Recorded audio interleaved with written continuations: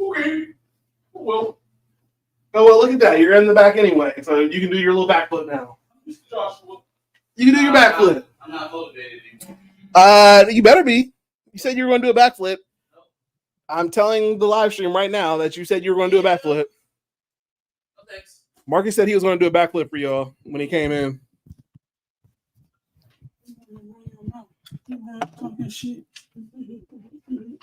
Well, thank you for the beer. Where's the backflip? You said you were going to do a backflip. Are you? Well, okay, that works. That's just as entertaining to me. Knees. I can't stand beer bottles now. Why? Because instinctively, I can't immediately think, oh, is it twist top or is it? All right. I just never think about it. There should be a standard. Yeah. There should be a U.S. standard for beer bottles. I put it down thinking one top or twist off. I'll pick one, damn it. Thinking you were going to hand me the thing, so I'm like, all right, I'll just wait till he does that. But then, nope, I'm like, oh yeah, I can just twist this off. Twist off. All right, let's get all this together. You want to run your mouth? You want to talk shit? What's good, fellas? We got to start with Behind the Cape. RDJ is back. He sounds pretty happy. He's very excited. Polo Boy sounds pretty happy about that. Yeah, man. We'll talk about it. I don't know how stoked I am about the RDJ. Not that I'm not stoked about RDJ returning, just about how. You know, like, shout out to Tony Robinson. There's obviously going to be an alternate universe kind of situation with the Fantastic Four movie coming out. I just don't. It feels a little desperate. We'll get into it. We will get into it. A little bit, like ever so slightly. Let's see. Is there anybody else in here? All right.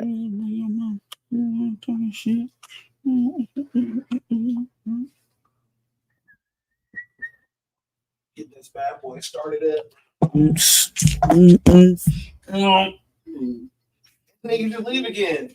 If you come back, you better do a backflip. Nah, bro, I can't. You can, and you will. I felt it in the moment, and now I don't feel it. It's fleeting. In the moment. Especially now that the people will only have a couch to look at. Sit down. Well, I gotta start the camera first.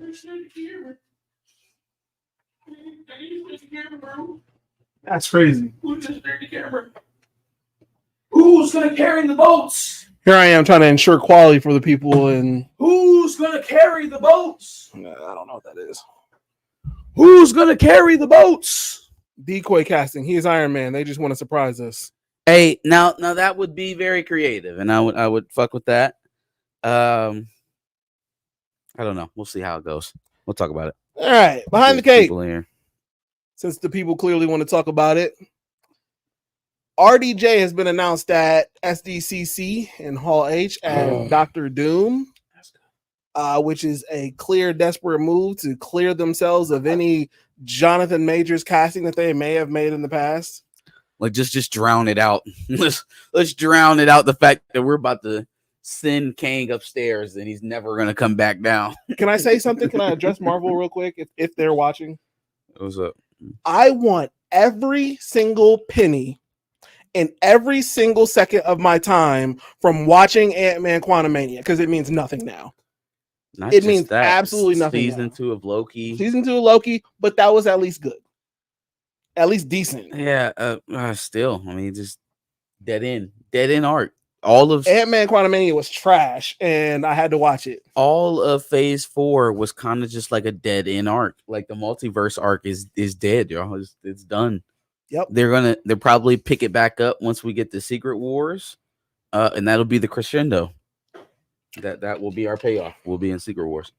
You know, the problem is everything just seemed like it was planned early on with the Marvel Cinematic Universe. Now it just seems like they're just completely winging it at every chance.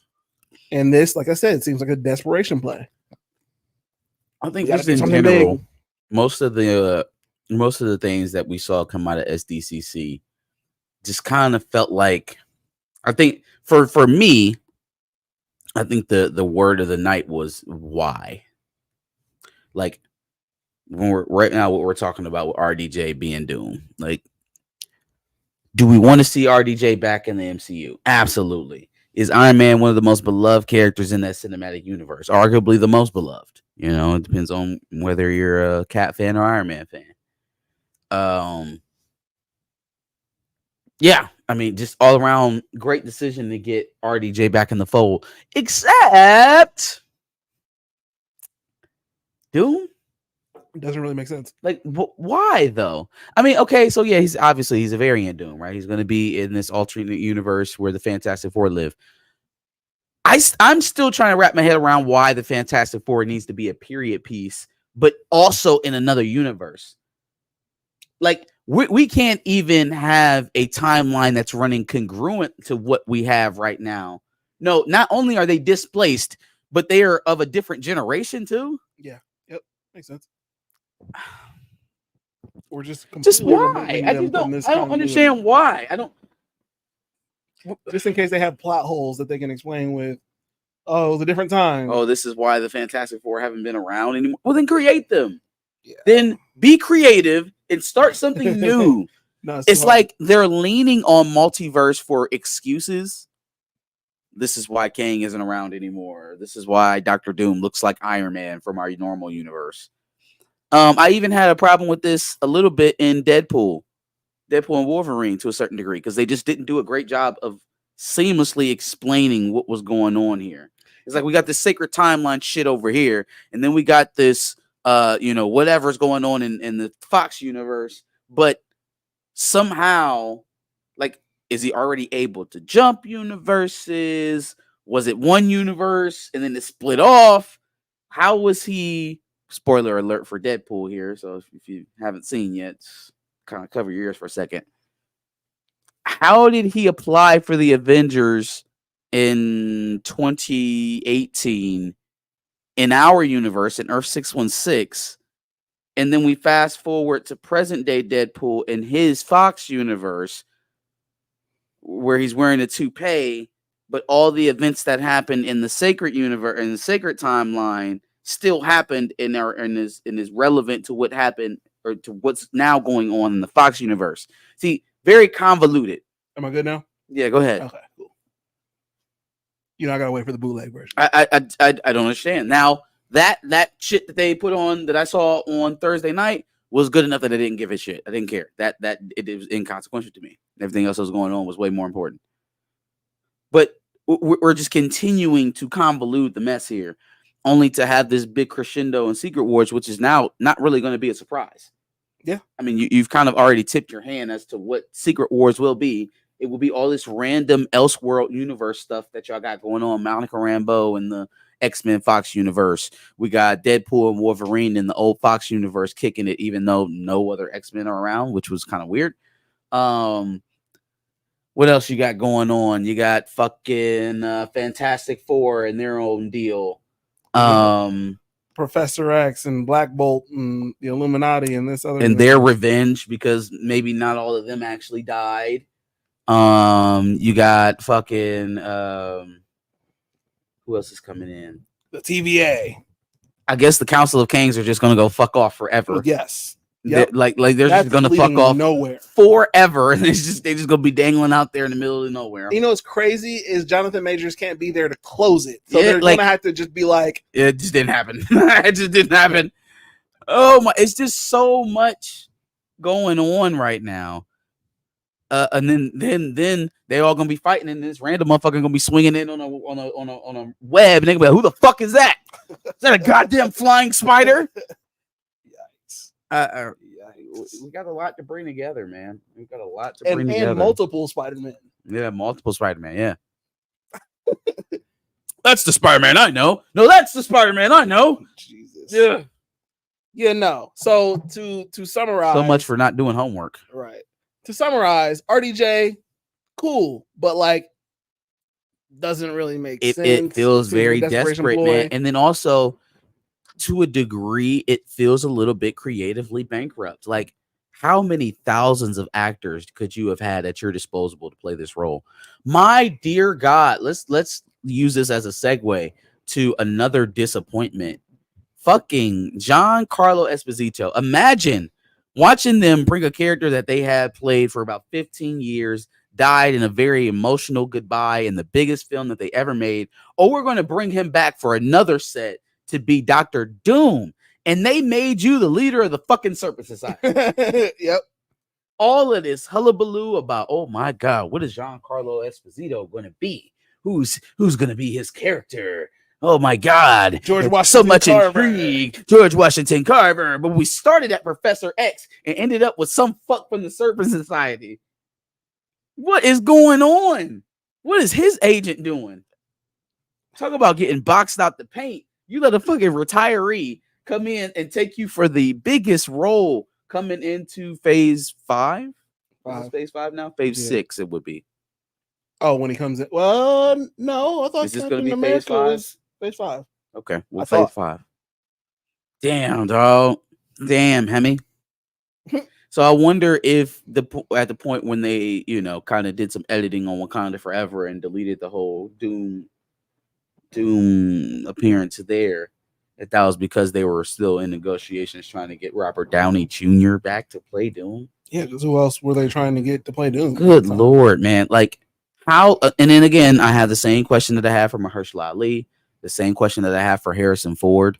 They are going full on nostalgia burst for how they plan to fix the MCU. And that should be concerning to everybody because it tells me that creatively they're bankrupt. They don't have it in the tank. They can't write themselves out of this hole. So they're going to lean on the greatest hits.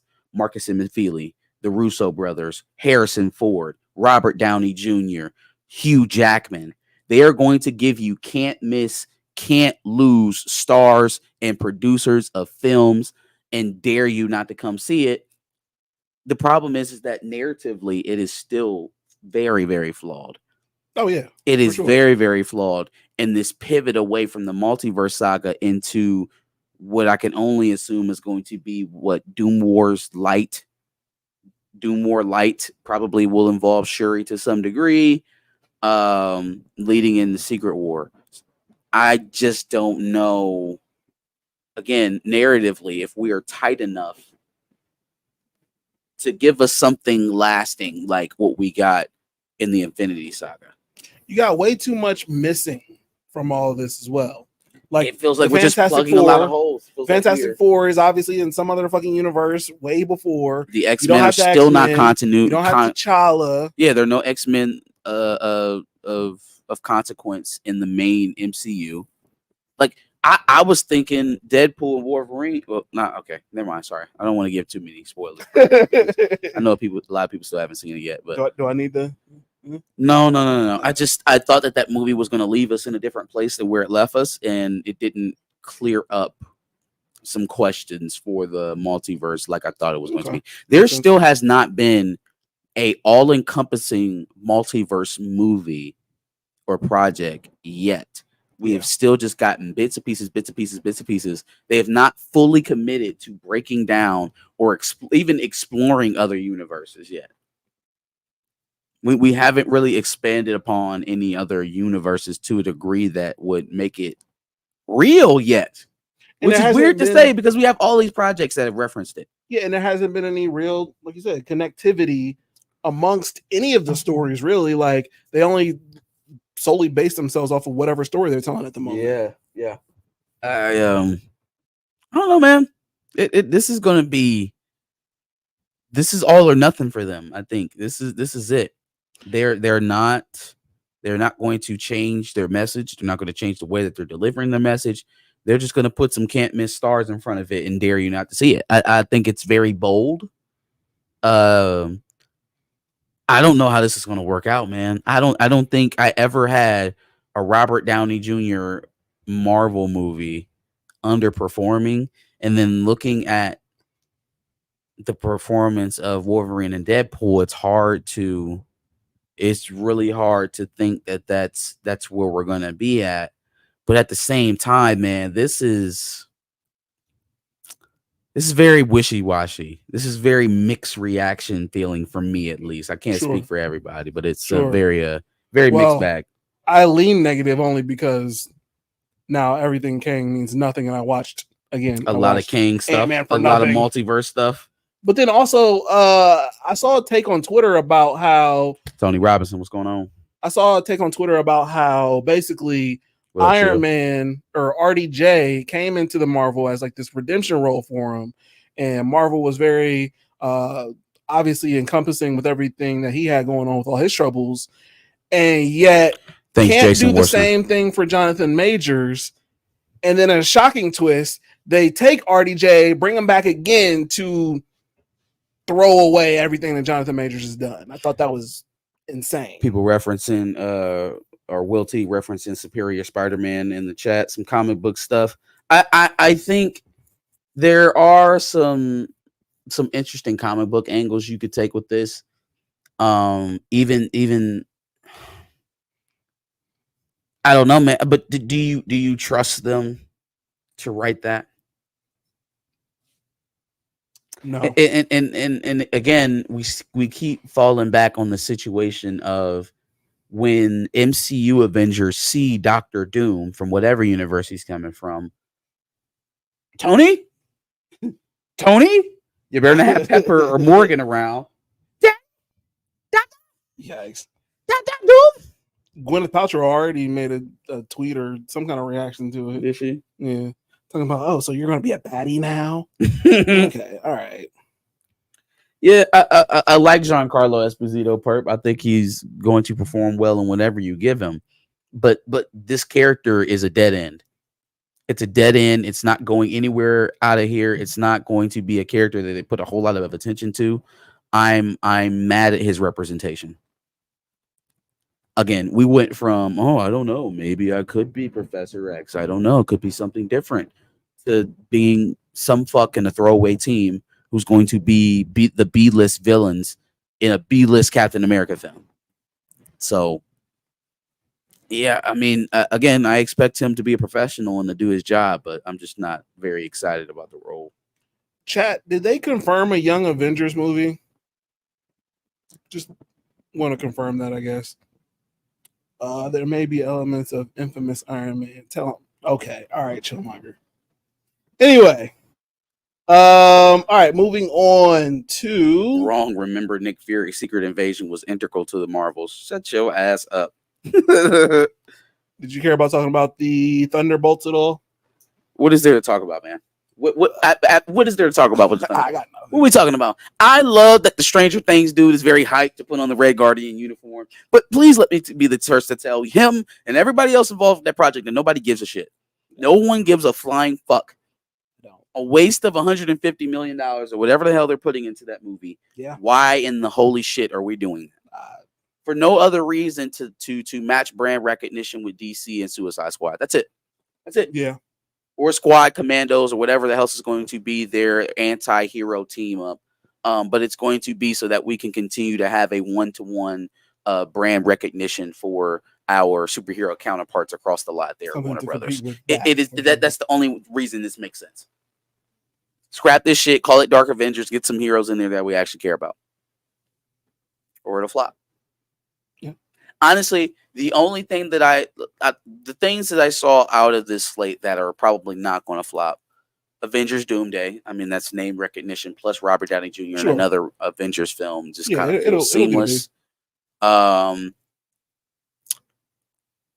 Probably, I don't think they didn't say anything about Secret Wars, did they? Yeah, one's coming out in 2026, one's coming out in 2027. So there's 2 Secret Wars movies. There's Doomsday and Secret Wars. What did they? But they didn't reveal anything about Secret Wars, though, right? No. So I mean, we don't. That's still fluid. Except they slightly changed the logo and said it's coming out in 2027 or whatever. Yeah, we'll see. That's still fluid. We'll see what that movie ends up being. Sure. Oh, I agree. But out of the stuff we know, Captain America, Avengers Doomsday, Thunderbolts, Agatha, Eyes of Wakanda, Your Friendly Neighborhood Spider-Man, Avengers, Fantastic Four. I don't know what to tell y'all about this Fantastic Four movie, man. I don't really get it. They're really not selling me with Pedro Pascal as Reed. I thought that it was going to be off-putting. It's off-putting. Yeah, it's off-putting. His face is too recognizable.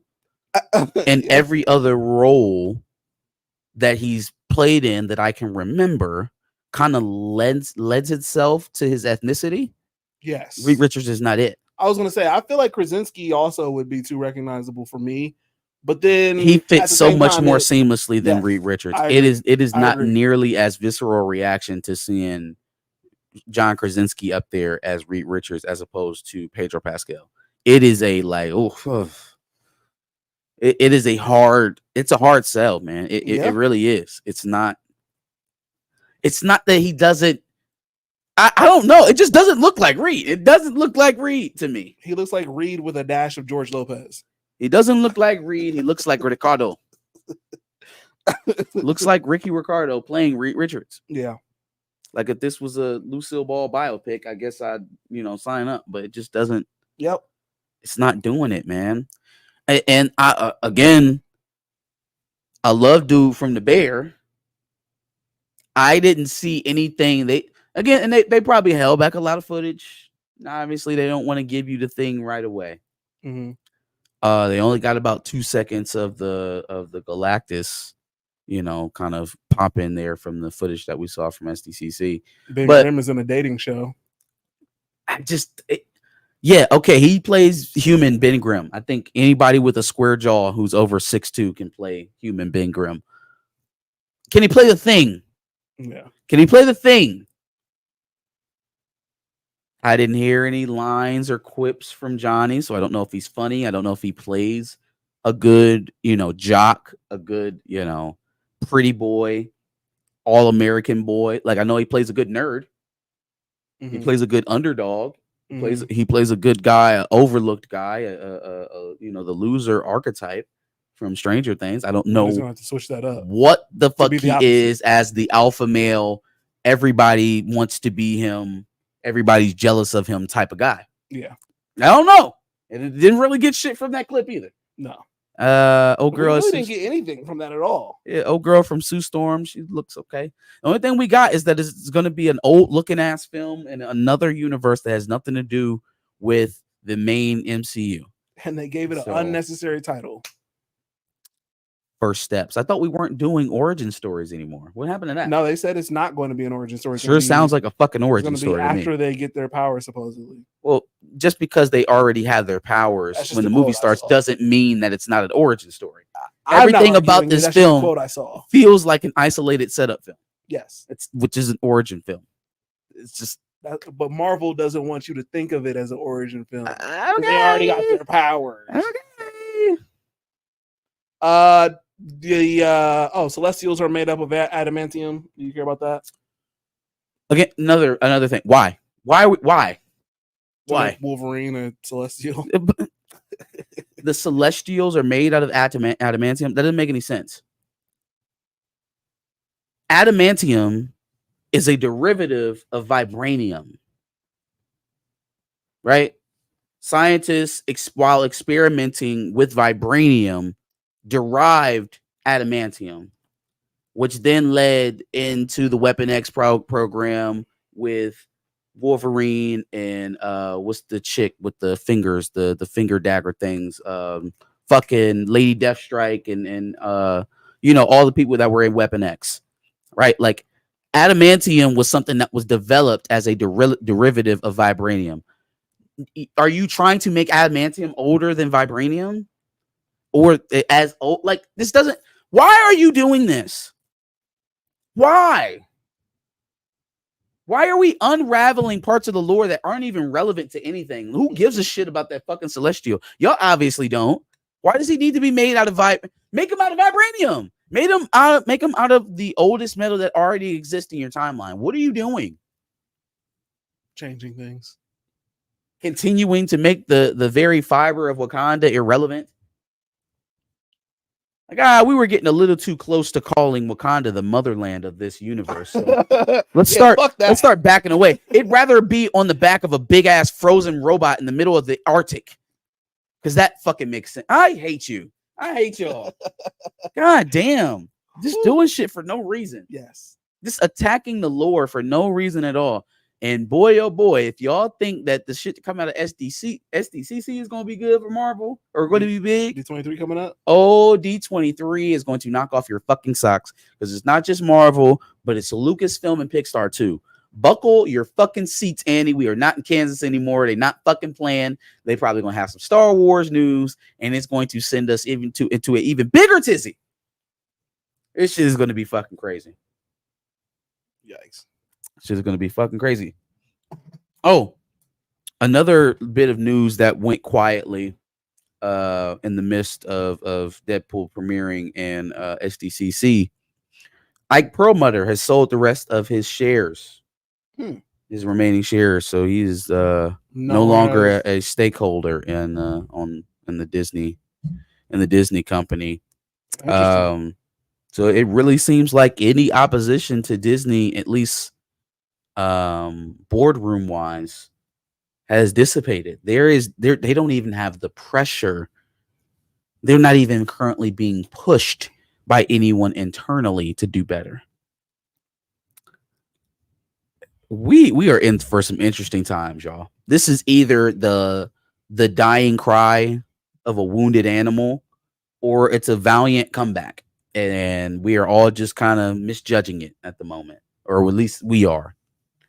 But damn, the next couple of years in the Disney company are going to be so exciting. For whether it's good or bad, it is going to be a fireworks show for sure. They're going to need a few things to make it back up. And they need more than a few things. They need more than a few things. But again, the main problems that I see is that all the adjustments that they are making are not narratively. It is not adjustments to the narrative direction of their universes. They are not making sweeping changes to the way that they create projects. True. They are saying, you know what? We know what y'all really want. No. We hear what you're saying, but what you really want is the stars back, because everything was good when the stars were here. And they are walking a very thin line between ruining the reputation of these stars and leaning on that reputation and bringing them back to prominence. And there's just only a very few amount of missteps that you can have that can make you go either way. Mm-hmm. They are walking a tightrope right now. Yep. They walking a tightrope with a foot that only got a big toe. Yeah.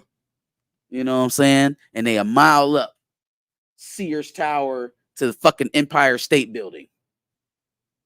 That's the tightrope they walking right now. If they clear it, they clear it. And they're probably the greatest film studio ever. It's pretty apt. I think they are setting themselves up for either, the greatest comeback ever, or one of the biggest debacles we've seen from a major studio in the last half century. Because they are putting so much on the idea that you all are just going to line up behind Robert Downey Jr. And y'all, there's so many holes to all of this.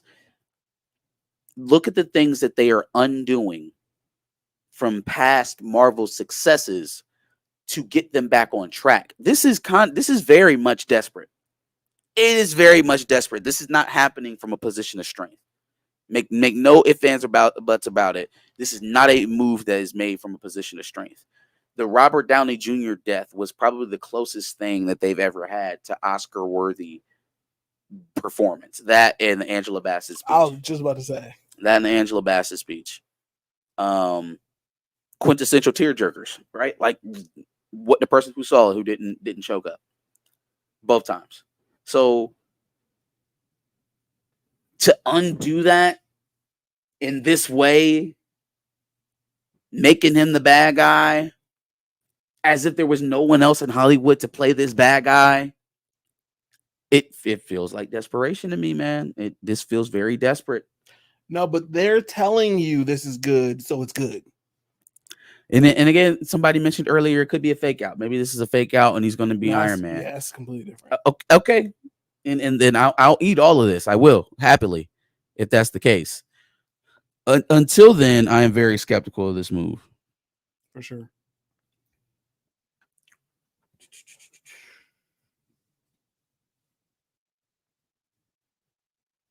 Alternate universes means no responsibility to connect. But if you are going to be taking the swing of making Robert Downey Jr. Doom, How the fuck do you replace that? How do you follow that up in short order? Like, oh, that was just other universe Doom. This universe Doom is, like, again, we could really keep convoluting the issue with this whole multiverse arc. And then at that, they're trying to move away from it. We can't keep continuing introducing alternate universe variants because we're going to want to see those holes completed, or we're going to want to see those threads completed. Mm-hmm. You see an RDJ Doom, you're going to want to see that arc completed. Absolutely. Just like I wanted to see Kang. Who? Oh, Kang. Yeah. I mean, everybody can't get what they want, brother. We could recast Robert Downey Jr. as a whole nother character. We could recast Red Hulk. We could recast what else did we recast?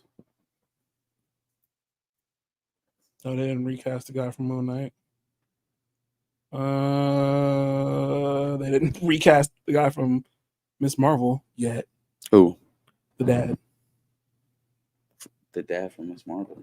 The dad from Miss Marvel who was out here doing. Oh no, he can just straight up keep his job. Right. So can Tenoch Huerta. They're talking about a Namor movie. He's about to make a movie. Floated out to hell with his charges. Yeah. About to get a movie. It was your man. Well, I don't think he got charged. He just got accused. When exactly was Jonathan Majors fired? I don't think it. Oh, he was officially fired after he got the verdict. You're right. Yeah. He was officially fired after the verdict. Mm-hmm. They just made sure that all his, representation left him well before that. Of course. Your Blade Deadpool quote that Wesley Snipes made? Yeah, if you don't want to hear anything from Deadpool, then beat out is crazy. Check out for about 2.5 to 5 minutes. Are you just about to say the quote, or are you about to start talking about plot? No, I'm going to say the quote, but we're going to have to talk about it a little bit, so they should probably check out for a few minutes. Okay. Well, no, because you're not going to talk about plot, but you're going to talk about Blade, like what's happening with Blade, right? No, just come along for the ride. Okay. Sit back and relax. All right. As long as I don't get anything spoiled. Okay, well. I'm waiting for the bootleg. You're waiting for the bootleg? So that I don't support Marvel. Well, then you probably don't want to hear this either. Well, that's my question. Yeah, cover your ears. Oh, God damn it. All right, so. Josh doesn't watch any movies. I know you just said so something you listening. About Josh. I didn't. So you listening. But I heard you listening. So you cheating. Josh. So you cheating. I heard you say something about Josh. It shouldn't matter because you shouldn't even heard your name. At me. You shouldn't need your name. Shouldn't heard your name. Josh is 42 years old, y'all. Keep that in your mind. He's 42. Anytime he calls me old, just know I'm a lot younger than him. He's 8 years younger than him. 42 years old. Okay, anyways, here we go. So there is not old at all. I'm 24. This nigga just keep listening. He gonna get spoiled anyways because he don't listen. Are you done yet? Anyways, are you done? So there is a point in the movie. Obviously, if you have been on the internet for the last 3 days, you have seen that Wesley makes an appearance in the film. Won't speak too much about it, but in there is a line that gets dropped. They're making little quippy mentions about the Punisher, blah, yada, yada. There's been a bunch of them. Oh, yeah. Wesley Snipes goes, "It's only been one blade. There's only ever going to be one blade." Okay. Again, I don't know if that was something that was put in to maybe jab at Marvel and their problems that they've been having with Blade. I just felt like it was a weird line. Because it's something that we keep seeing kind of reinforced in Marvel.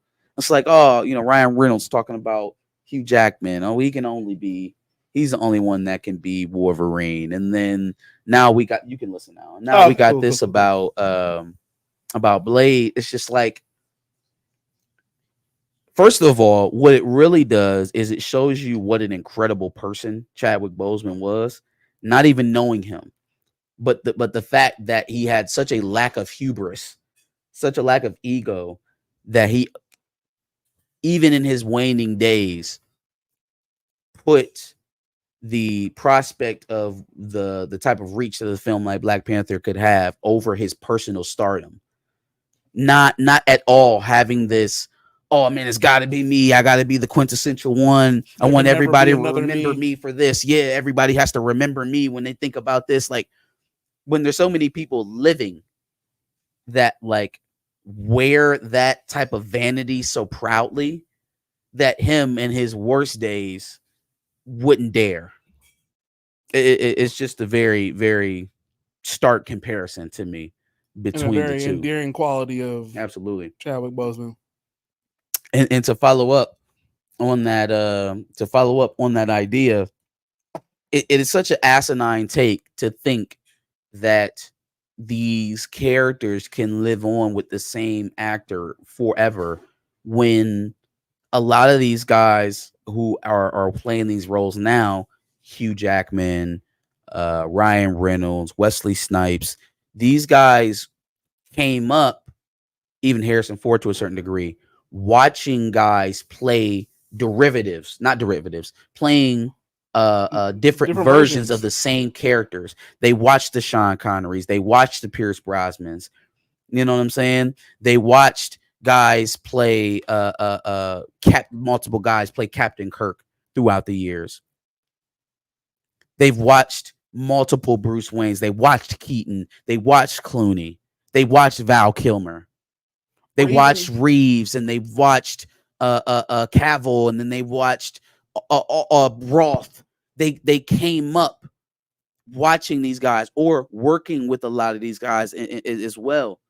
And to think that like you own these roles or that no one else could ever assume them because they played them so well. We are hitching ourselves to a wagon that has a shelf life. The wagon that's going to stop running pretty soon. Hugh Jackman's closer to 60 than he is to 40. But even before a Hugh Jackman Wolverine, there was an animated version of Wolverine that we got to know and love as well. Sure. And that's not to do away with that iteration. Too. My point is that the greatest part of one's legacy is how they pitch it forward, how they begin to have their torch carried on. Mm-hmm. You can't run the race forever. Eventually, you got to pass that joint off. Yeah. And it would be the most tragic thing to see them run this thing all the way into the ground to the point where we don't want to see another Hugh Jackman Wolverine appearance. We don't want to see another Wesley Snipes Blade because he's been reproduced so much. We don't want to see another Harrison Ford action movie because they've run him into the ground in his old age. There's a lot riding on this next phase of movies that they got coming on because they are leaning so heavily on our nostalgia. If they are not careful with it, they will destroy it all. And I think that they've proven to you that they absolutely will. They don't care enough about the source material. They don't care enough about what we already know about these characters.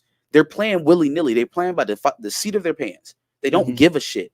Celestials are made out of vibranium. What are you talking about? Excuse me, out of adamantium. What are you talking about? What actually the fuck are you talking about? How? So now adamantium is older than vibranium? The Celestials were here at the beginning of creation. So, huh?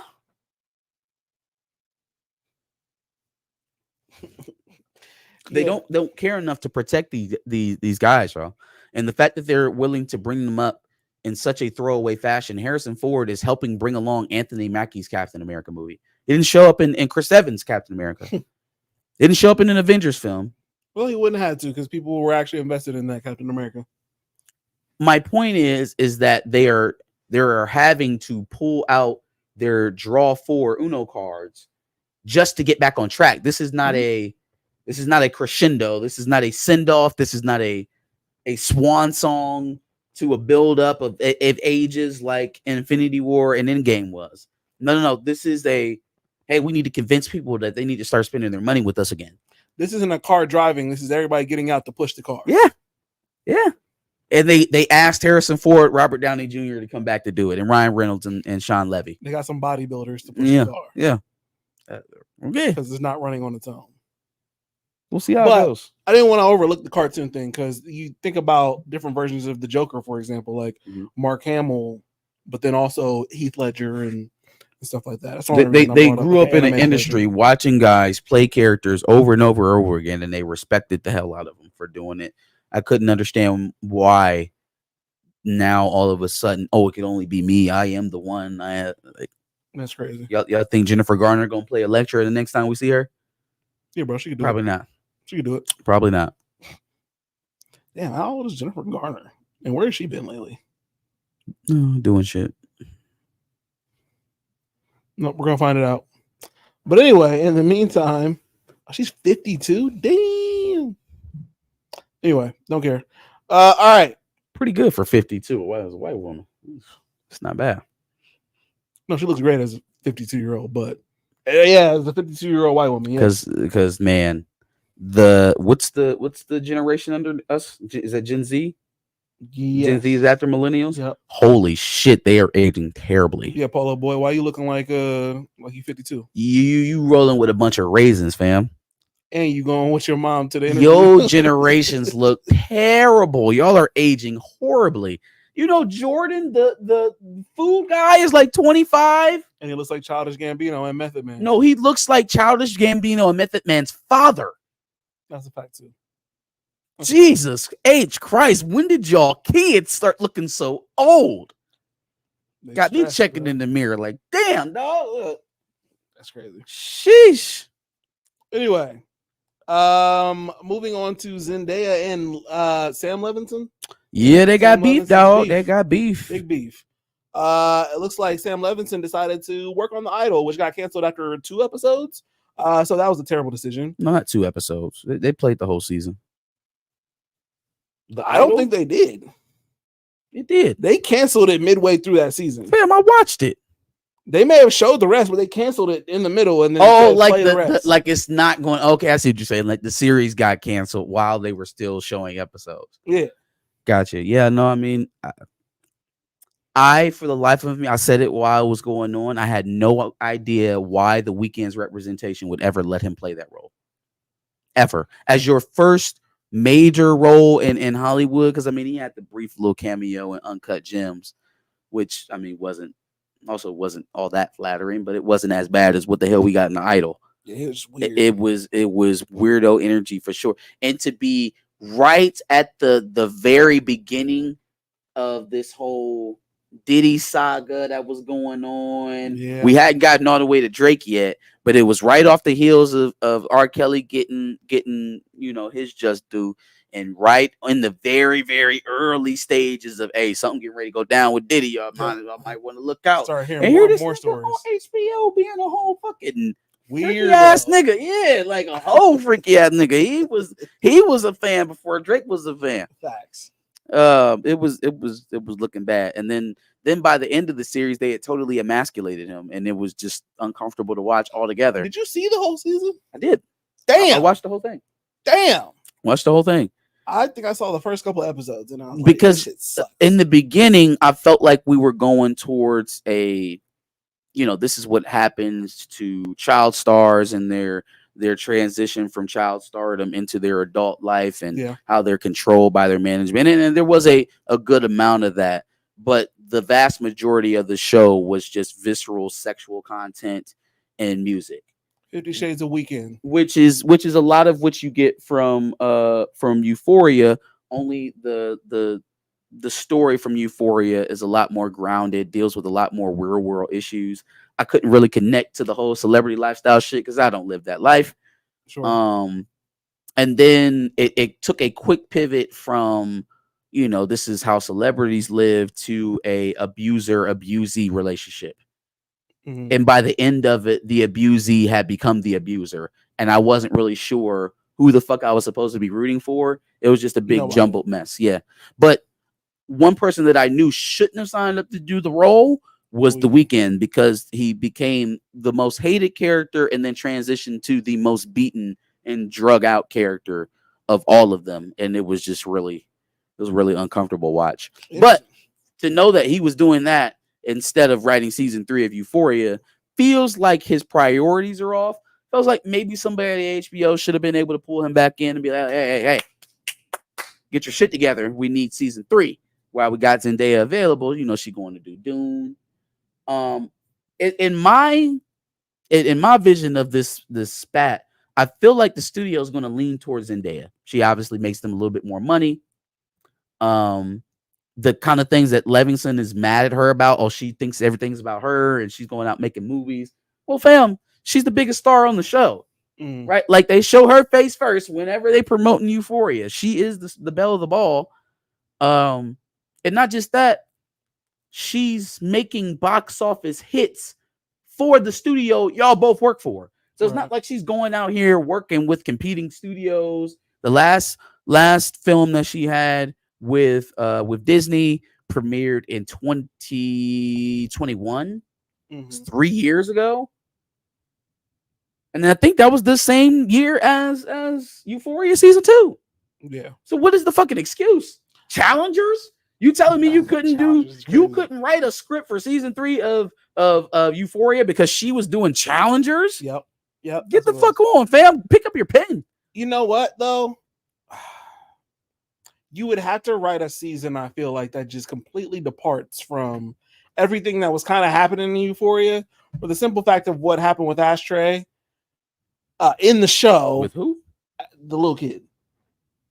Oh, Fez's little homie. Yes. Yeah. What happened in real life to Fezco? Yeah, well, but that's easily explained. They had a whole fucking shootout in a raid. Well, I was trying to do it without spoilers. If you haven't seen season 2 of Euphoria and you're in this chat, you're either Josh or I'm embarrassed of you. Well, I'm talking about season 2. Well, but that is you type energy. That a season of a show has been out for multiple years and you haven't seen it. But I've seen this. It's definitely you type energy. So if you were in the chat and you haven't seen season 2 of Euphoria, you're either Josh or I'm extremely disappointed in you. All right, well, I gave you enough time to get out of here if you haven't seen it. Anyways, that is easily explained. You did that nigga went upstate. He's gone. He has to go. Has to go. But you have to, I feel like you have to handle that with a certain amount of time. Do you? He's in maximum security prison. Yeah. What do we have to do? What high schoolers are just making trips up to the Supermax on the weekdays? We can ignore that for a nice long time. If they never even want to go back to it, they could probably write it well enough that we'll forget about it. Yeah. Okay. All right. But and then again, he didn't do anything to warrant that, did he? He wasn't the one shooting at them. How the fuck is he going to get out of that scot-free? He didn't shoot at them. They don't know that. He was on the ground with no gun on him. Weren't they shooting through the door at one point? Ashtray had the gun in the tub. But I'm saying, they had already got him on the ground and he was in the bathroom. Fezco was yelling at Ashtray from the hallway. Okay, well then they go get him on the trafficking shit for the fentanyl. That makes sense. And the murder of the dude that slipped through the fentanyl. Oh yeah, well, he killed him. Yeah. Is that why they came to the house? I can't remember now. It was one of the two things. It was either the drugs. I thought it was the drugs. It was either homeboy snitched on him. I can't remember. Or it was the murder. Oh, I think it was the murder because homeboy's sister was looking for him. Sounds familiar. The dude that they killed, his sister was looking for him. It could have been either one, bro. Yeah, it's been so long since I. Yeah, Sam. Won't you write some more shit? Yikes. Would you call it a weekend? Yo. You Canada boys gotta. Euphoria wants to be Degrassi so bad it's sad. I haven't seen Degrassi, so I don't. Not even a single season of Euphoria or of Degrassi? Season? No. You know I will make it through. I think I've watched an episode where Drake got shot. Fam, I loved Drake so much more on Degrassi than I love him as a rapper. Well, so much more of a likable person. Was he? He was very likable. Back when he was talking about he needs to be an actor again. Using slang as ignorant. They say mans them instead of saying you all. They'll say like mans them. It's so ignorant. It's so ignorant. I hate it, honestly. When I have to spend time with my father in Memphis, now he's doing photo ops. What a drag. I wish I could just go back to Toronto. Yikes. Joker 2. Any thoughts on that being announced? Oh, we got to do the trailer from Joker 2. I didn't see the trailer. Let me see it. But it's a musical. So, like, Didn't they already have a trailer out for Joker 2? Yeah, a little teaser. It's the first official trailer. I don't know if I care about it. I don't know if I care about Lady Gaga and Joaquin in a musical as the Joker. Lady Gaga and Joaquin. Not that the first one wasn't a good movie, but like.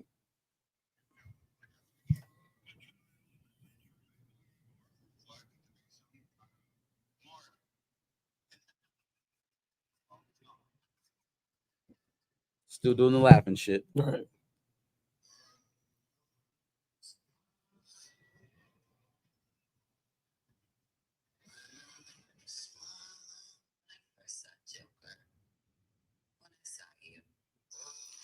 See, the only thing that I don't like about what they're doing with this is that they're changing Harley's her origin from being his therapist to now they're both just fucking nuts. They're both just crazy.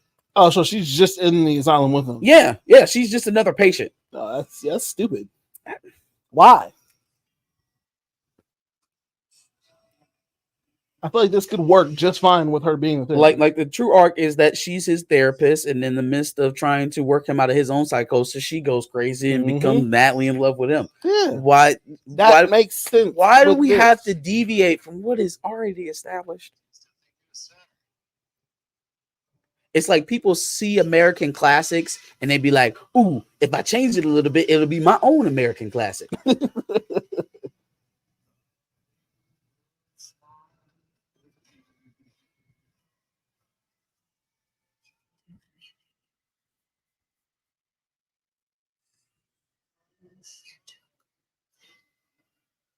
You're a joker.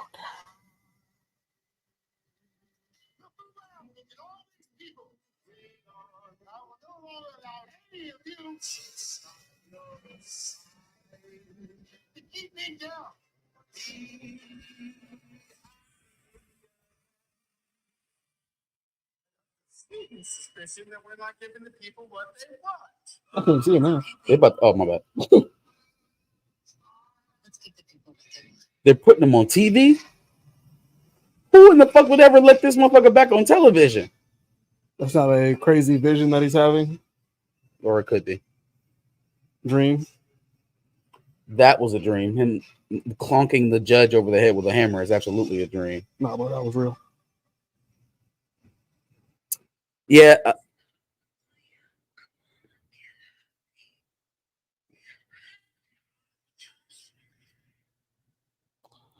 I don't know what the fuck's gonna happen with that movie. Perp said Todd's not making a comic book film with the Joker movies. I feel like people forget about that.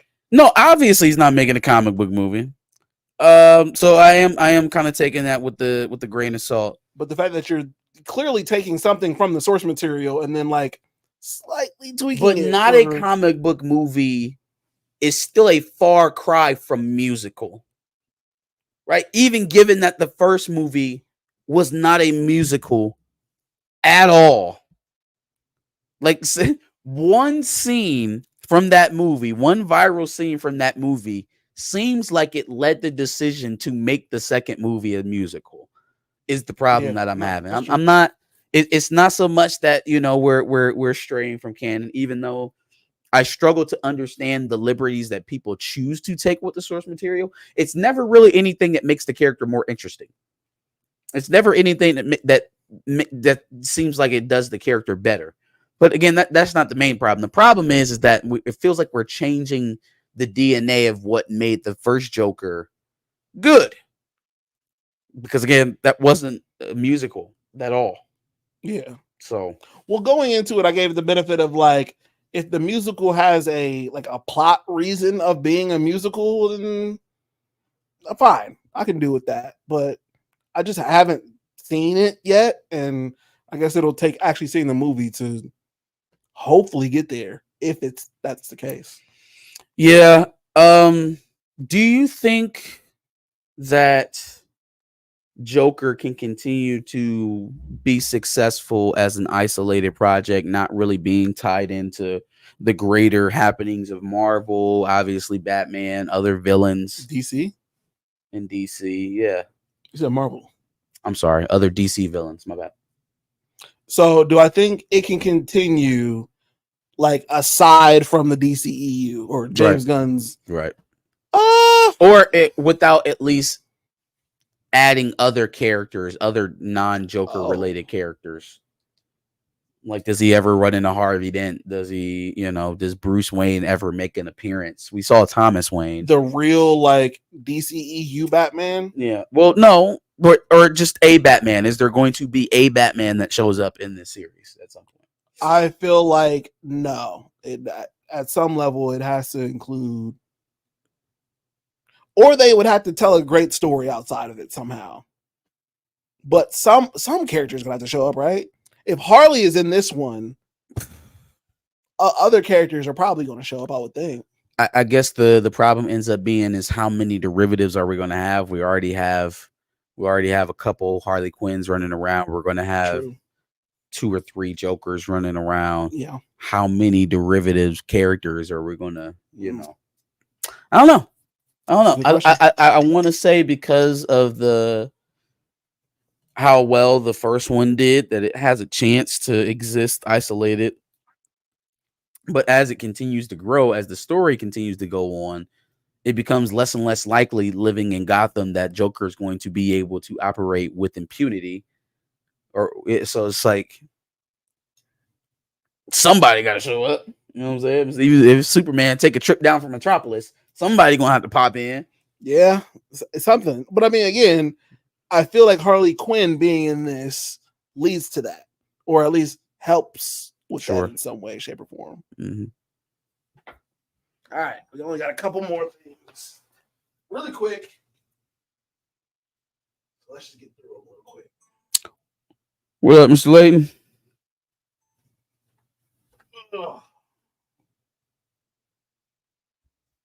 I'll see Joker too if there's a freestyle over BBL. Is insane. They can still make these movies because they retain their high quality, but I think this will be probably the last Joker movie we get. I agree with that was kind of my point. Like, this one obviously is going to get off. Can they sustain a film franchise like this, though? I think they could. I'd be happy if they stopped after this. Well, yeah. We don't always have to make a million movies just because it's successful. That's right. That's true. Okay. So The Boys might have a prequel, or no, not even might. They officially have a prequel series coming out, including Soldier Boy and Nazi girl. Girl's name. What's her real name? I can't think of it. Ava Braun. Yes. Yep. Which are you here for it? I mean, that's not her name. Her name was like Scarlet Letter or some shit like that. No, her superhero name was that, but wasn't her name actually? No, it wasn't Ava Braun. Ava Braun was Hitler's wife. Oh no, wasn't her name something? Jesus Christ! Started with an A. It did start with an A. I don't know. I can't remember it. Yeah. Oh no, the actress's name starts with an A. You just going along with the Ava Braun joint was kind of crazy. I didn't know. Anywho, Stormfront. There you go. I think that this is going to be probably part of the lead up, maybe going into this movie. The idea that's being floated around by Laz Alonso and Anthony Starr. Could be. Maybe we get a few more VOT nuggets that gives us some more insight into how to destroy Homelander and Soldier Boy now. Yeah, how to wipe them both off, or maybe if they have like a soup doomsday button they can press or something like that. I don't know. Who knows? But if it's there, it'll probably be in the early days of VOT. Also, we'll probably expect to get a whole lot of white supremacist, neo-Nazi, not even neo-Nazi, actual Nazi eugenics nods, probably in the cultivation of VOT. Sure. I don't know if we necessarily need to have a full prequel series to explain this. It feels like we could probably wrap this into a few flashback seasons and a few flashback episodes in season 5 of The Boys. But like the Continental? Yeah, something like that. But even if we're not, I guess that does give you more room in season 5 to kind of fill in plot holes or loose threads or anything like that that's still out there from the main boys timeline. Mm-hmm. I wonder how much Gen V is going to plug into season 5. Well, I think it's going to play a heavy role in the season 5 if it plays any role in this prequel series with Godolkin, the university. I'm sure Godolkin will show up, or the house, the home, the foster home that Newman grew up in, that Marie Moreau had to go to. Yeah, but what would be the tie? Well, just thinking. I mean, it probably was founded somewhere around that time. Oh, yeah, because it was a offshoot of VOT. Right. So makes sense. There's a lot of different angles that they could plug into with this. I just hope that they don't belabor it too much. I don't really need to see a whole bunch of Nazi content. It's no reason to over glorify those figures. Sure, absolutely. And then your favorite character, Firecracker, the actress Valerie Curry, said what she would like to see for her character, and she said, "I hope she dies. She has it coming from many people. She's so awful. She's horrible." Fam, imagine hoping that you lose your job. Like, you just ain't got a care in the fucking world. I mean, her character sucks. You don't have a care in the character is awful. It's a job. It's a paycheck. So you just don't give a fuck about working at all. Yeah, fuck that movie. I hope she dies. I hope I fucking die. Jesus. Oh man. All right, let's see.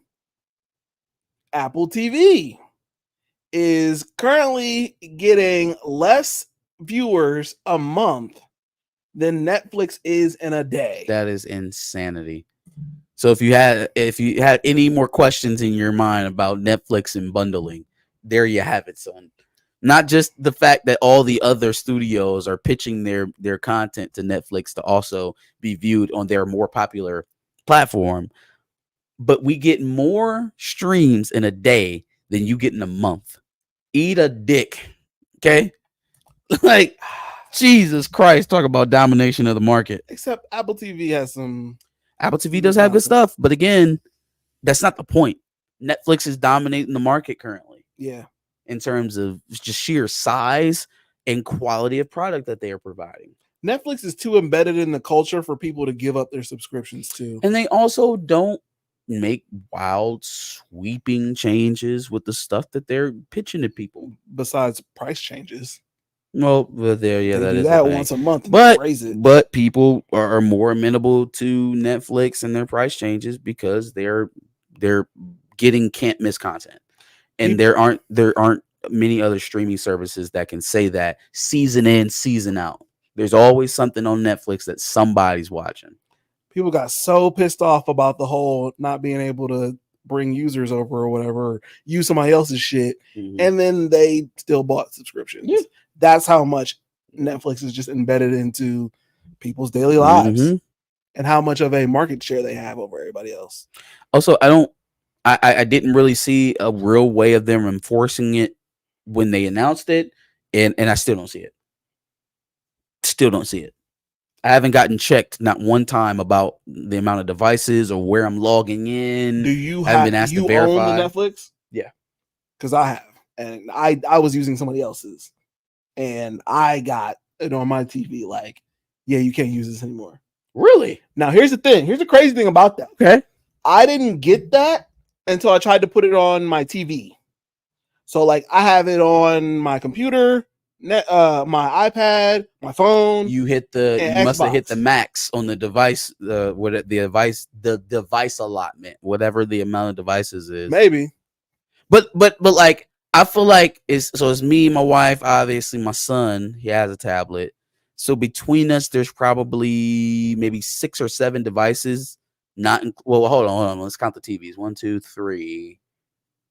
1, 2, 3, 4, 5, 6, 7. That's 7 devices. So it's either at 7 or they ain't paying attention to me. Well, I don't know how many other devices the other person is using. Yeah. So the only way that they'll be able to see this is off the amount of devices. And if I'm sharing, nigga, you only got one device to use. If I'm sharing with you, you kind of you low key you wilding a little bit. You had it on your phone, your laptop, TV.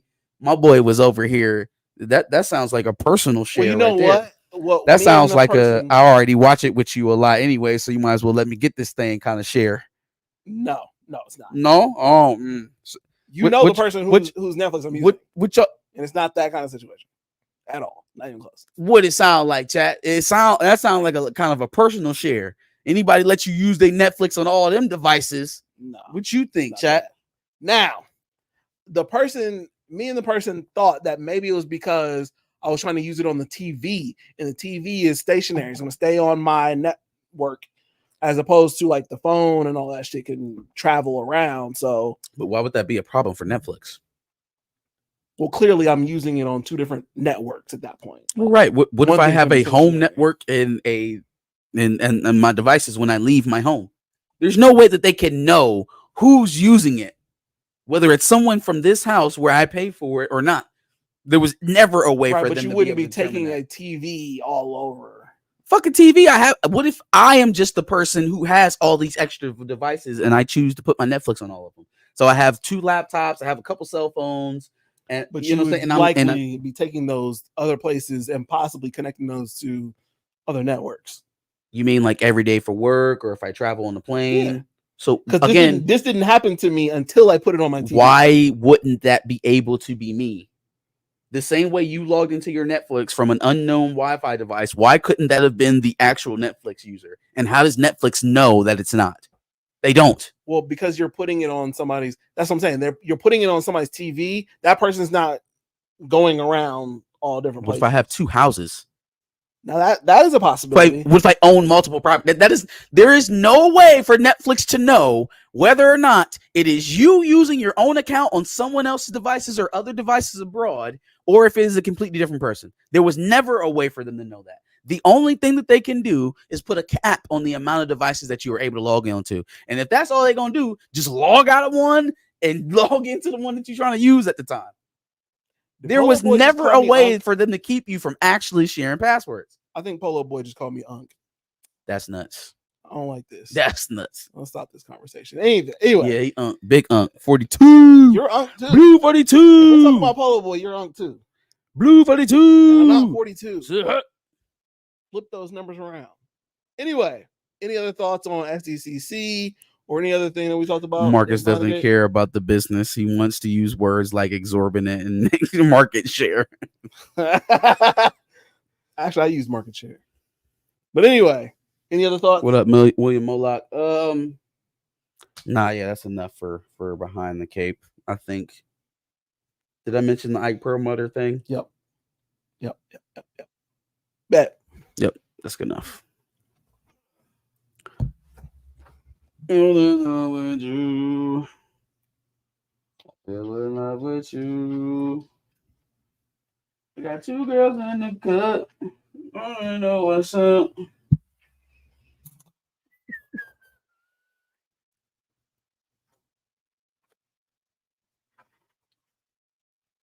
$27 in the chat. Can we get some likes? Can we get 27 likes? 27 in the chat. Get 27 likes. Not you begging for likes. Turn the like button. Like and subscribe, or my family doesn't eat.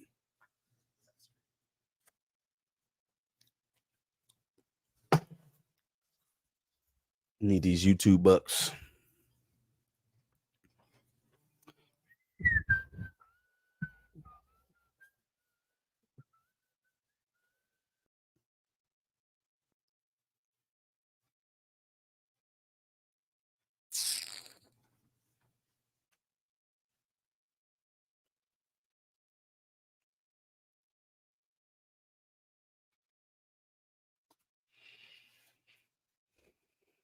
Chop, Brad John.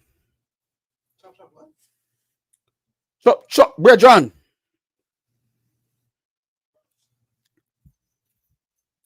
Hurry up and put the rascal battery in ya. SD card. Put the rascal SD card in ya. Boom, clock. Chitana. You call me Chitana Hanksa. Get on audio. Yeah. No rascal chit. Call me Chitana. Gross. W's and L's, the weekly recap show. We give it up to the things that we like and an L to the things that we don't.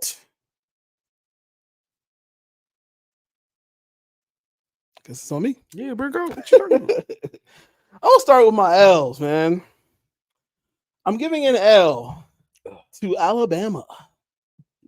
Like the place, the state? The football team. Okay.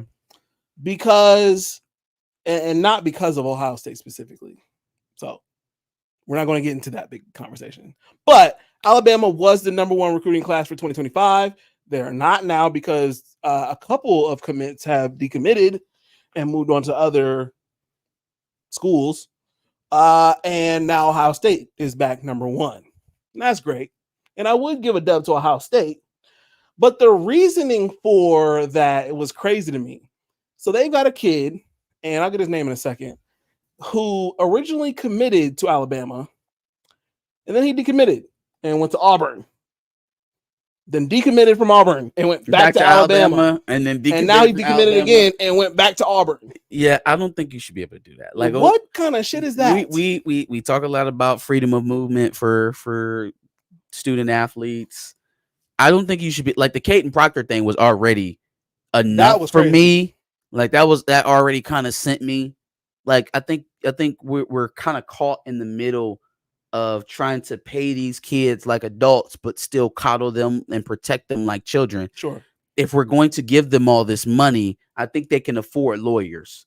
I think they can afford legal representation to kind of help them through some of these situations. Sure. And if they're going to take it amongst themselves to kind of treat this process as frivolously as to, commit and decommit twice within one recruiting cycle. Yeah. Within one recruiting cycle, that just make a decision, stand by it, young man. Like that just is what it is. You make a commitment and you commit to it and you see it through. Yeah, 4-star Antonio Coleman. That's his name. Yeah, that was a little nuts. That was crazy. A little nuts. So I mean, I'm happy that we're number one, but the story of why it's happening is crazy to me. So shout out to the Buckeyes. You know what? Speaking of the Buckeyes, I gotta give it L. It's a weird L for me because I don't really know how I feel about this. But I'm giving an L to Master Teague. A name you ever heard in a while, I'm sure. The fucking Master Teague, dude. That was random. I saw a tweet from Master Teague referencing the opening for the Olympics. Right, a lot of people are upset about how the fucking torchbearer. No. The French opening had to do with the Last Supper, and I guess they basically I didn't really actually see it, but I guess they made fun of Christianity in some way, shape, or form. Are the French not Christian? No, but it was the weird way that they did the Last Supper. Anyway, point is, a lot of people didn't like it, a lot of backlash. And so Master Teague is kind of just like the scapegoat for all of that because I saw his tweet first. He's the scapegoat for me in this L. Oh, okay, I got you. Because he's the only one that I saw. But basically, he goes in and says, first of all, he tweets like it's a letter. And the funny thing about that is he starts it with "Hello Olympics." Sorry, "Hello Olympics." Olympics is not Olympics. Maybe "Hello IOC" or like no. Hello Olympics. Hello Olympics is nuts. Hello. Now I'm starting to formulate how he wrote it in his head. Hello Olympics. Why does your I don't like because dumb Ohio State. Why does your dumb impression of Master Teague sound like Kendrick Perkins? Because he went to Ohio State. Dear Olympics. Now you're leaning into Kendrick Perkins. Go ahead. What did he say next? He said, "Hello Olympics." Hello Olympics. The audacity. Oh, you know what? He uses big words, so you can't do this anymore. Audacity and irreverence. That's crazy. You can't do that with a four-syllable word. I got that from Google, correct? Or I got that from Apple, correct? That's crazy. Spell check, baby. He uses some pretty good words. The audacity and irreverence of your opening performance toward Christ of your opening performance on Christ is appalling and unacceptable. Is appalling And what's the next word?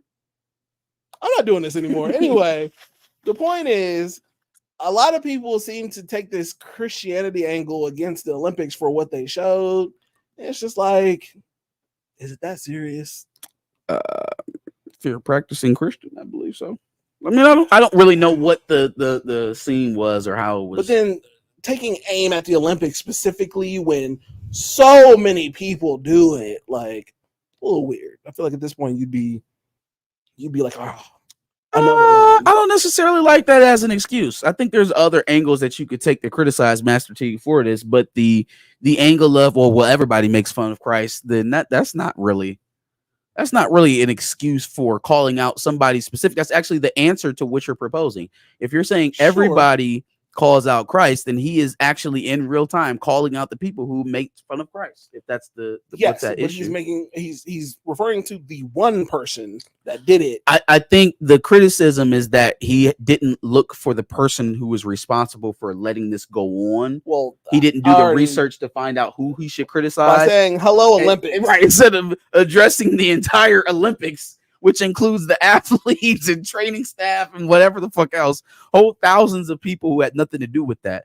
That's where the criticism should be. Sure. But I think we've gotten in the West, we've gotten very accustomed. I don't even think it's just the West, because I've seen people internationally talking about this, and like we're talking about war crimes and shit like this. So, the U.S. has no rights to talk about war crimes when they have Hiroshima and Nagasaki. So does that give you the green light to create your own Nagasaki and Hiroshima? Because the U.S. has had war crimes, that gives you the green light to go on ahead and just get your own. If they get to do whatever, everybody gets to do it. Like, we have become very addicted to whataboutism. It's like it is the go-to explanation for getting yourself out of an uncomfortable thing that you have to explain. Oh, well, what about Steven over there? Nigga, I asked you about Steven. I asked you about you. Steve has nothing to do with this. What's wrong with you? No, I get that people can have a stance against just making fun of Christianity, and I think people do have a legitimate claim there. I just thought this tweet was weird, and it involved I get it. I mean, it was odd, but I prefaced this with I felt weird about it, but his sentiment echoed a lot of people's sentiment. But I hope them sentiments symbolic. Yikes. Anyway. Oh. Okay. This is going to be fun. Okay, so recently, and by recently, I think within the last couple of months, you gave an L to Tiffany Haddish because of something she said in the video. I can't remember what it was. But wasn't she taking the video of herself? What did she do? You're talking about she took that trip to Israel, and then she was on a radio station, and she was tripping, and then there was a story about her being Eritrean. I think that's what I'm actually referring to. Okay, so that was somebody else making a video. Yeah, somebody else made the video. But I think you did do one where she was taking a video as well. I think that must have been the Israel one, because I remember that was probably she was on a plane to Israel. I'm taking a trip to Israel, and then I go to Jerusalem, and then go to Tel Aviv. The reason I bring that up is because I also now have a video of Tiffany Haddish doing some dumb shit, and I just felt like I needed to give her an L for it.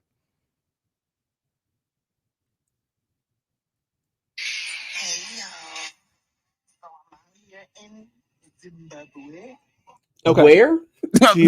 Why are you talking like that? Why she said it like that? Why the fuck are you talking like that? Is a part of the problem. In Zimbabwe? Yeah, she's in Zimbabwe. You are not from Zimbabwe. Why are you talking like that? And look at the grocery store. We went from Zimbabwe to the grocery store. It's beautiful. She is excited because Zimbabwe has a grocery store. That's not the whole. Play the whole video. Hold on, wait a minute. Play the whole video. You only played like 12 seconds of the video. It's beautiful in a grocery store. Look at these. And the review will see it. The grocery store is very basic. It's a normal grocery store. They got the dates on deck. How much are these? $67. Zimbabwean dollars or whatever their currency is. The price of this. Yes. At least she knows that. This grocery store is huge.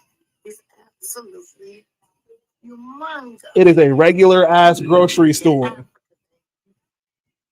Yeah. In Africa, baby. Yeah, she does seem very impressed that there's a grocery store in Africa. Why is this a video? Believe it.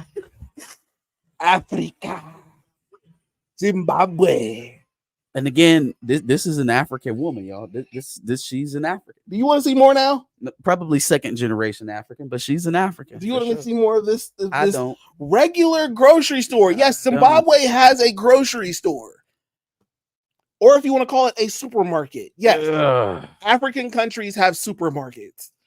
Welcome to the 21st century, Tiffany Haddish. The Zimbabwe at the beginning sent me. Crazy. Zimbabwe. The fact that she just doesn't understand that Africa is not huts in a field is crazy. Her culture meter is broken. She's not the only one. Insane. Then look, just don't make a mockery of the fact that they have a grocery store. I seen Common doing an interview this week, and he was talking about how he was dating Jennifer Hudson and how that was the best relationship he's ever been in. And I just got to going through the Rolodex of first of all, Common got him. Common has a list that'll put the most tail getting this dude that you know to shame. Thick ones. Serena Williams, Jennifer Hudson, Angela Rye, Erykah Badu. I mean, Jesus Christ. Yeah. Yep. Man is a knight. He is an anointed knight. Sir Common of Chicago South Side. Sir Common of Chicago South Side. Does Angela Rye have ass like that? Sir Common of House Chicago South Side. She might be the only one. But even then, she's still good looking. Jesus. Yeah, no, man. He was out here. And how Tiffany Haddish found her way in the middle of that, I'll never understand. Yeah. But anywho, shout out to Common. Players fuck up from time to time. Players fuck up too. Okay, this last L is actually a toss-up. Because, again, I don't really know how I feel about this. We talked about this quite a while ago. Quite a while. Keith Lee went to, now I can't remember if it was Atlanta or Houston. But basically, he got into a situation with the restaurant Sweetly Seasoned, where he went out there and there was a barber, and then, a content creator was also out there helping the restaurant or food truck. And at the end of the day, she ended up not paying all the people out of the money that she received from Keith Lee and got a ton of backlash. Well, supposedly there's a tweet out there now from the son of the owner of Sweetly Seasoned saying that obviously she received a shit ton of backlash and possibly even death threats. But that's not the worst of it. Well, that's part of the worst of it, I guess. But supposedly somebody had reached out to her claiming to be Keith Lee, saying that they're going to basically try to run it back and include a barber again to get free cuts. All that the owner of Sweetly Seasoned had to do was pay the barber, I guess. So pay like $300 or whatever.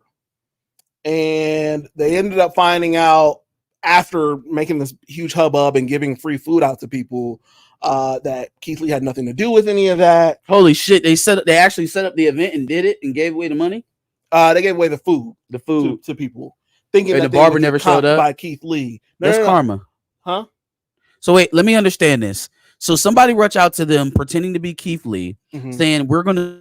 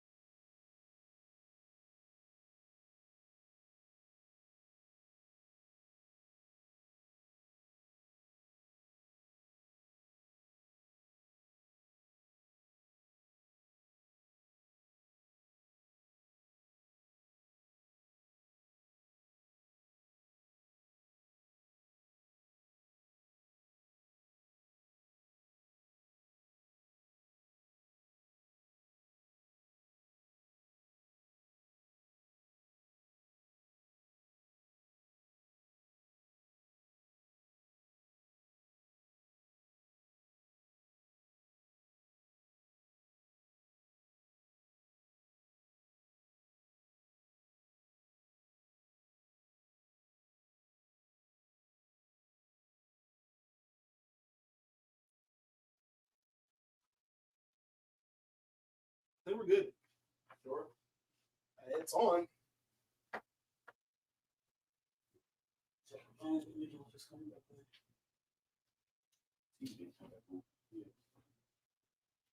Hey, pay attention. You see her over here trying to reach for the door.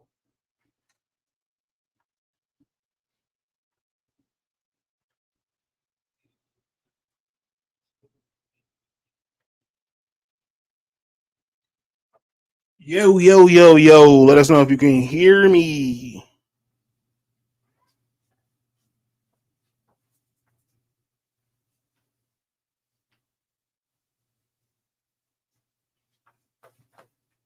Also, Chillmonger, I don't have Undertaker. My fault. I can do a bootleg great value version of Undertaker, but we'll see. All right, Marcus.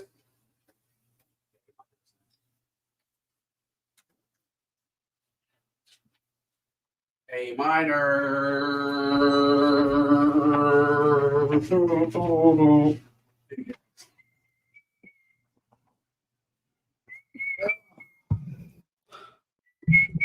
All right, little hiccups. Okay. Hey. So basically, if I understand correctly, where's my phone? It's over there. Basically, if I understand correctly, the scammers asked for $300 for the barber, took the $300, and then didn't show up with Keith Lee, obviously. That kind of feels like what they did.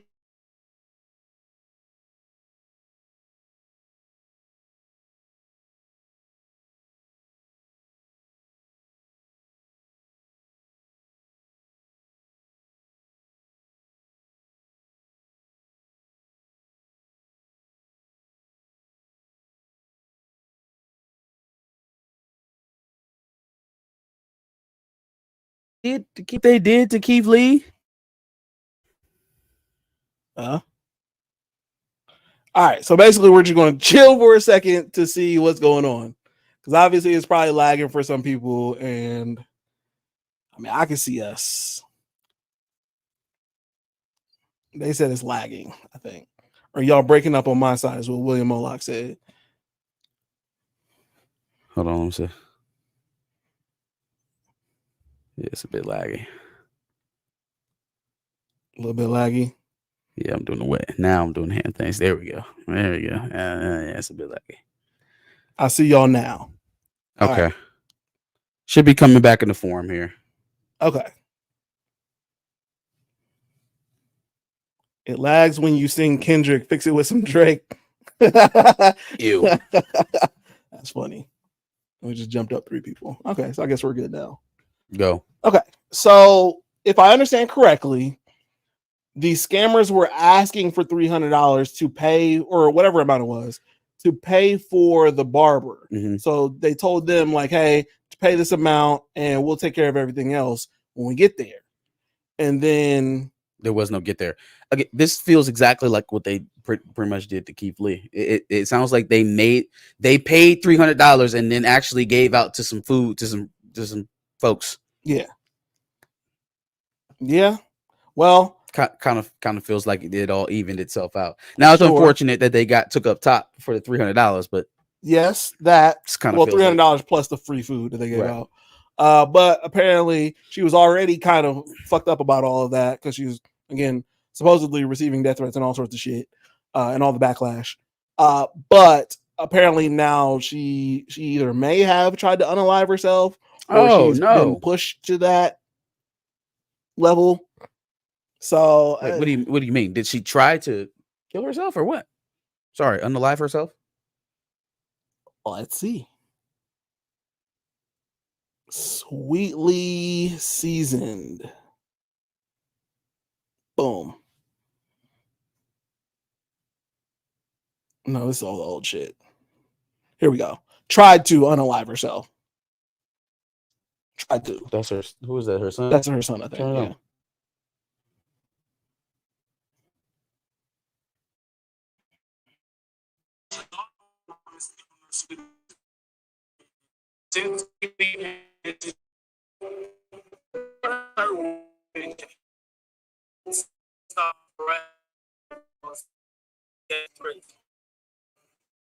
His latest son,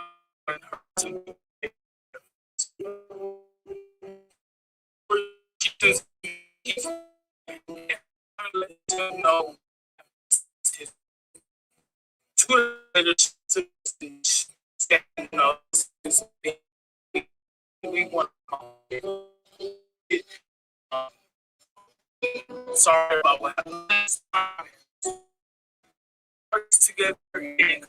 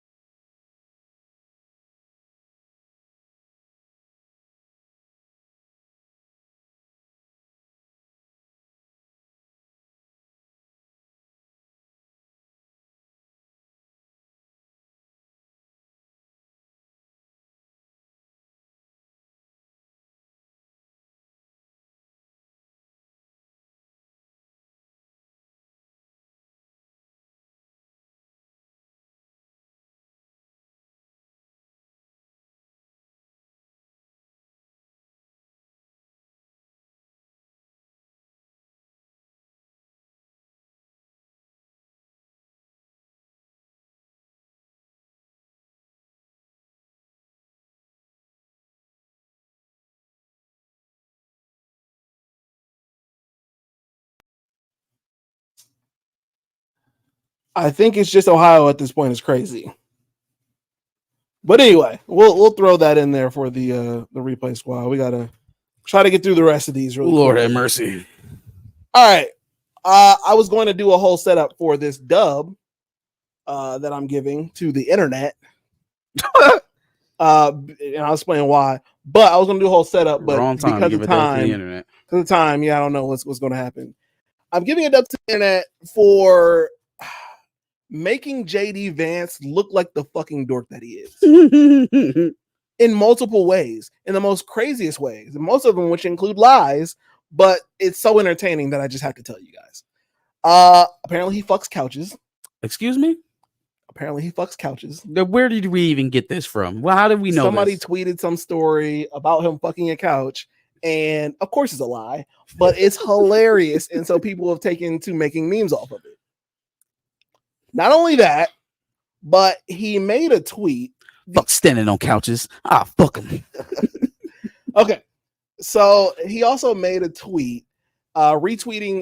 Have you ever seen the video of the dolphin from like SeaWorld or some shit jumping onto a woman? Humping her. Yes. He retweeted that and then put like, oh, this is why we need to do away with the internet or some shit, right? But you can see that the tweet was bolded for woman and dolphin, which means he's searching woman dolphin.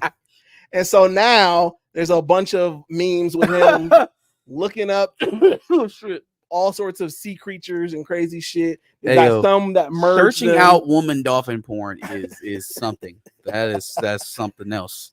They've got some where they've got a couch that has like dolphin shit on it. Hilarious. And then also the actual speech that he made about the Diet Mountain Dew being racist. I'm sorry. Not the Diet Mountain Dew being racist. Drinking. Oh, Diet he was Mountain being Dew. Racist, drinking Diet Mountain Dew. Yeah, he was got like, because everything is racist nowadays. Like, you could even drink Mountain Dew. And then, like, he thought, like, people would laugh, but nobody reacted to it. And it's just like, you're a fucking dork. Nobody likes you. He was also pretty vocal about not liking Trump. That just seems to be a running thing. Yep. Same thing with Pence. Same thing with a lot of the people that were around Trump in his first term. He was like, nobody really liked dude. Facts. But we'll take the job. No one has a spine in Washington. Here goes Chillmonger, Ohio's very own. All right, chill out. But yeah, no, he's just a dork. Fuck him. And I'm glad he's the reason why Trump is polling lower and lower. Anyway, My final dub is going to be a quick one because actually somebody in the chat mentioned watch parties and whatnot. If you go to my Twitch, I'm thinking about doing this. I think I might do it. I might have to bring back Tubi Tuesdays, but a special edition. Tubi Tuesdays, yuck. I might have to bring it back and do Tyler Perry Tuesdays. I might watch Divorced in the Black. Why would you ever do that to yourself? I might watch Divorced in the Black on my Twitch. We have to get to the bottom of whether or not he stole this shit from the book. Well, you have to read the book. Well, you know what? I'll read the book. You watch the movie. I kind of want to read the book. No. Too. The way she was talking. If you don't know what we're talking about, watch WJL's last dirty week. Dog. You stole my work out this book right here. I need to know if he stole from that book right here. I need to know. So if you follow me on my Twitch, maybe this Tuesday we do Tyler Perry Tuesdays. I don't know yet. We'll see. It really depends on, because I think you're allowed to watch Prime stuff from Prime, like Prime exclusives. It's a Prime exclusive. What, on Twitch? Yeah. Oh, okay. Without copyright and all that shit. So shout out to Prime. The two people that subscribe to us that also subscribe to my Twitch, let me know if I should do that. That's all I got. All right. William Moloch, watch season 1 of Snowfall. Whoa. Crazy one, right? Yeah, I was going to say, what'd you think? Crazy one. That's a crazy journey to restart. I'll have to do that. I do want to do that at some point too. All right, here we go. Let's start out with the dubs. First one I got is going out to Young Jeezy. This is a dub? Dub to Young Jeezy. Yeah, man. He got full custody of his daughter. Oh, wow. So, you know. That's dope. Outside of all of the, you know, very loud noise that's been coming out in the aftermath of his divorce with Jeannie Mai, all of the, you know, very nasty back and forth that was happening between them two. When the dust all settles, in a very rare occasion, the father seems to have gotten full custody. That's what's up, man. And he's on JT's album. Fuck it, Gina Mai. That's crazy. And he's on JT's album. He is on JT's album. He was actually the best part of that album to me. I didn't listen to the whole album. Anyways. Oh, okay. I am giving a dub to Paul George. What? Paul George is getting a dub for me this week. What? He's getting a dub. I'm not sure where he was doing this chatty packy talk at this week, but he was up there gabbing it up. Mm-hmm. And he explained something that actually confirmed what I said about him way back in the summer of 2018, when the Lakers picked up LeBron James and we had just traded for Anthony Davis. We were hunting for a third star to come and play on that roster. Mm-hmm. Paul George was available. Yep. He had just had a flame out with the Oklahoma City Thunder. Mm-hmm. Dame hit a 40-footer at game at buzzer to send them niggas home. He was up there crying. It was a bad shot. Can't nobody tell me that was a bad shot. Blah, blah, blah, blah, blah. It was a good shot. And you know what he did? Right before meetings started for free agency, that nigga went to a party in Oklahoma City with Russell Westbrook and said, I'm coming back. Yep. I'm coming back. That man had a whole Netflix special planned that didn't premiere until the day after that party.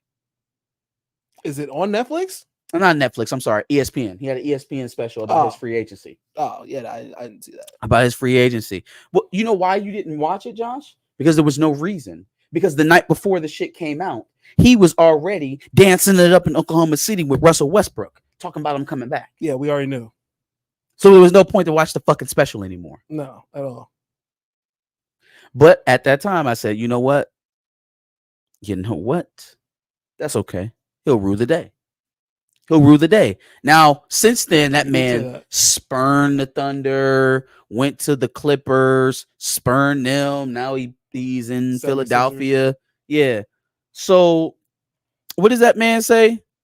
Yeah, man. Well, when I was playing with the Clippers, everybody was glad to have me home, but it was like I was on the B squad. It was like, yeah, it's cool that you here, but you should have been a Laker. Nigga, you knew that before going there. Who didn't know that before you going there? George is one of the mentally softest elite athletes we have ever seen. His mental is mush. He is impressionable, very impressionable, and is very easy to bruise his ego and make not only bruise his ego, but have him make life-altering changes to his life based off of that ego bruise. He is a weak-minded individual. It baffles me every time this man open up his mouth. He gives me another little nugget to me that confirms my thought about his mental weakness. That man's mental fortitude is as strong as a marshmallow. He did come back from that injury. I don't want to hear that. Okay, cool. He definitely was counted out after that injury. Fine. Okay.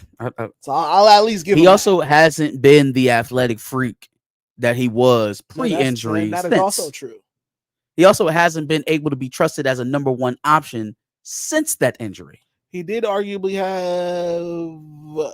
That wasn't an MVP season. Yeah, he had an MVP type season. That nigga has come out of his own mouth and said that I don't think that I could win a championship being the number one option. So that's enough for me. Yeah, that's enough for me.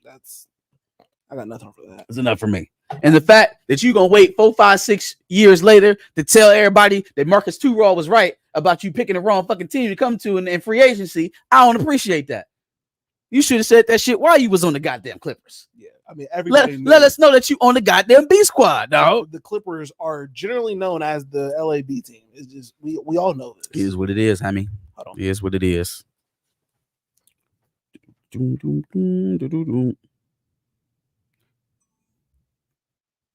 Ooh, where we at? Where should I start with this? William Moloch. I thought it was a great season, but one scene was way out of pocket when they were looking for that money and dues. Yeah, that was. Yeah, that was the. If you want to go back all the way back to season 1 of us reviewing Snowfall, that was a very hard season, or very hard scene for us to get to.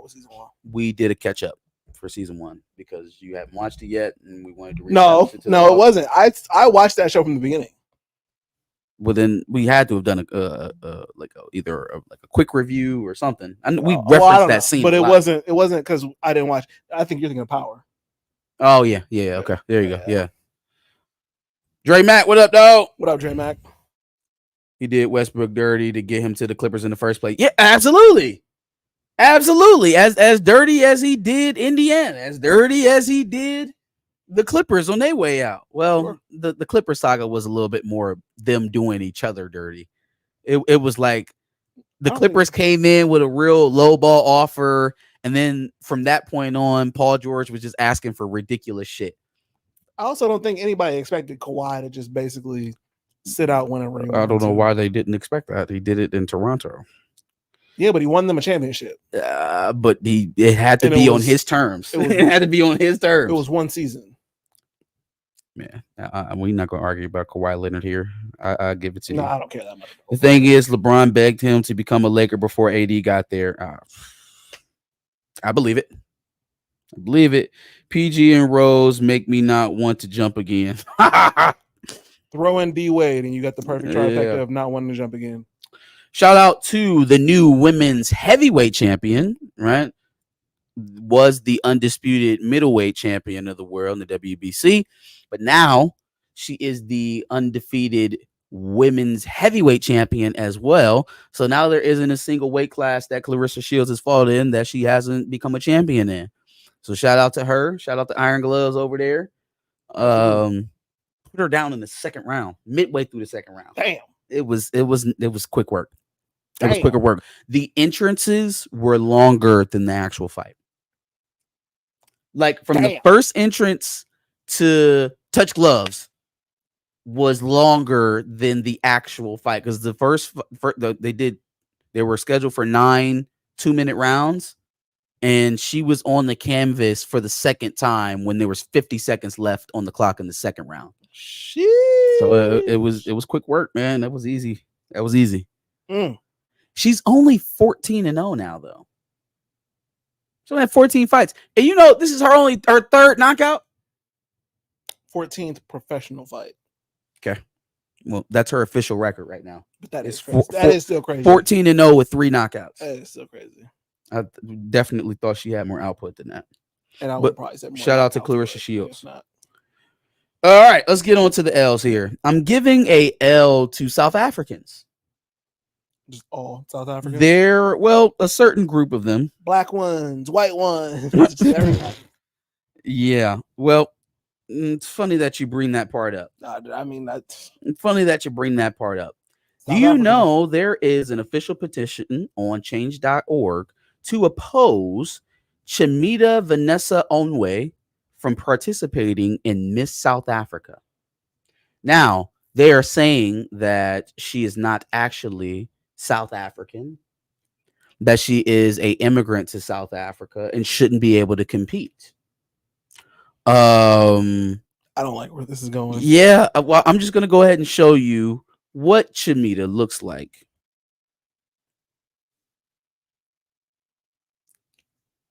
Could you imagine the white South Africans? This is why I said we gatekeep. This is why I said we needed to reclaim woke and to stop using it in the context that white people use it in.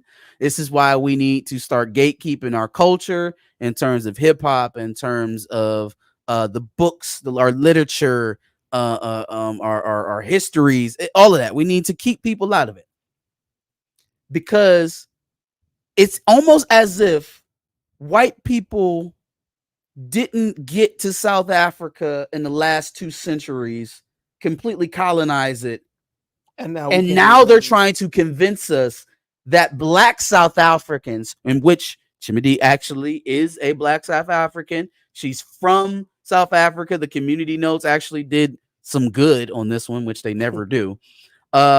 She's 23. She's a law student. She is from South Africa. She's a citizen. She was born and raised in Johannesburg. We're doing. Is this is it reverse racism? No, it's just racism. Is it regular? But it's not regular racism because, like, she's actually from there. Her ancestors are actually from there. I guess she's just not the modernized South African, which is white people. Right. And now they've convinced her or kind of just like gaslighted everybody into thinking. But it's white. No, people. she's not. Those black Africans in South Africa, those aren't the real South Africans. We the South Africans, which is what white people do. That's regular racism. You're right. I guess so. Yeah. I guess so. I blame Elon Musk. I blame Elon Musk. Yeah, me too. But yeah, no, this is absolute madness. You want to know what really drove it home for me? I'm about to pull up another contestant for Miss South America. I mean, for Miss South Africa. I'm sure she meets their European beauty standards. Well, I'll just show you and you tell me. I'm sure of it. And yes, Inner Chakra, I technically, I guess, in a very vague way, responded to your Discord comment. Oh, where is it? I thought they'd have it in the comments. Hold on. Join my Twitch. We'll do a Tyler Perry watch party.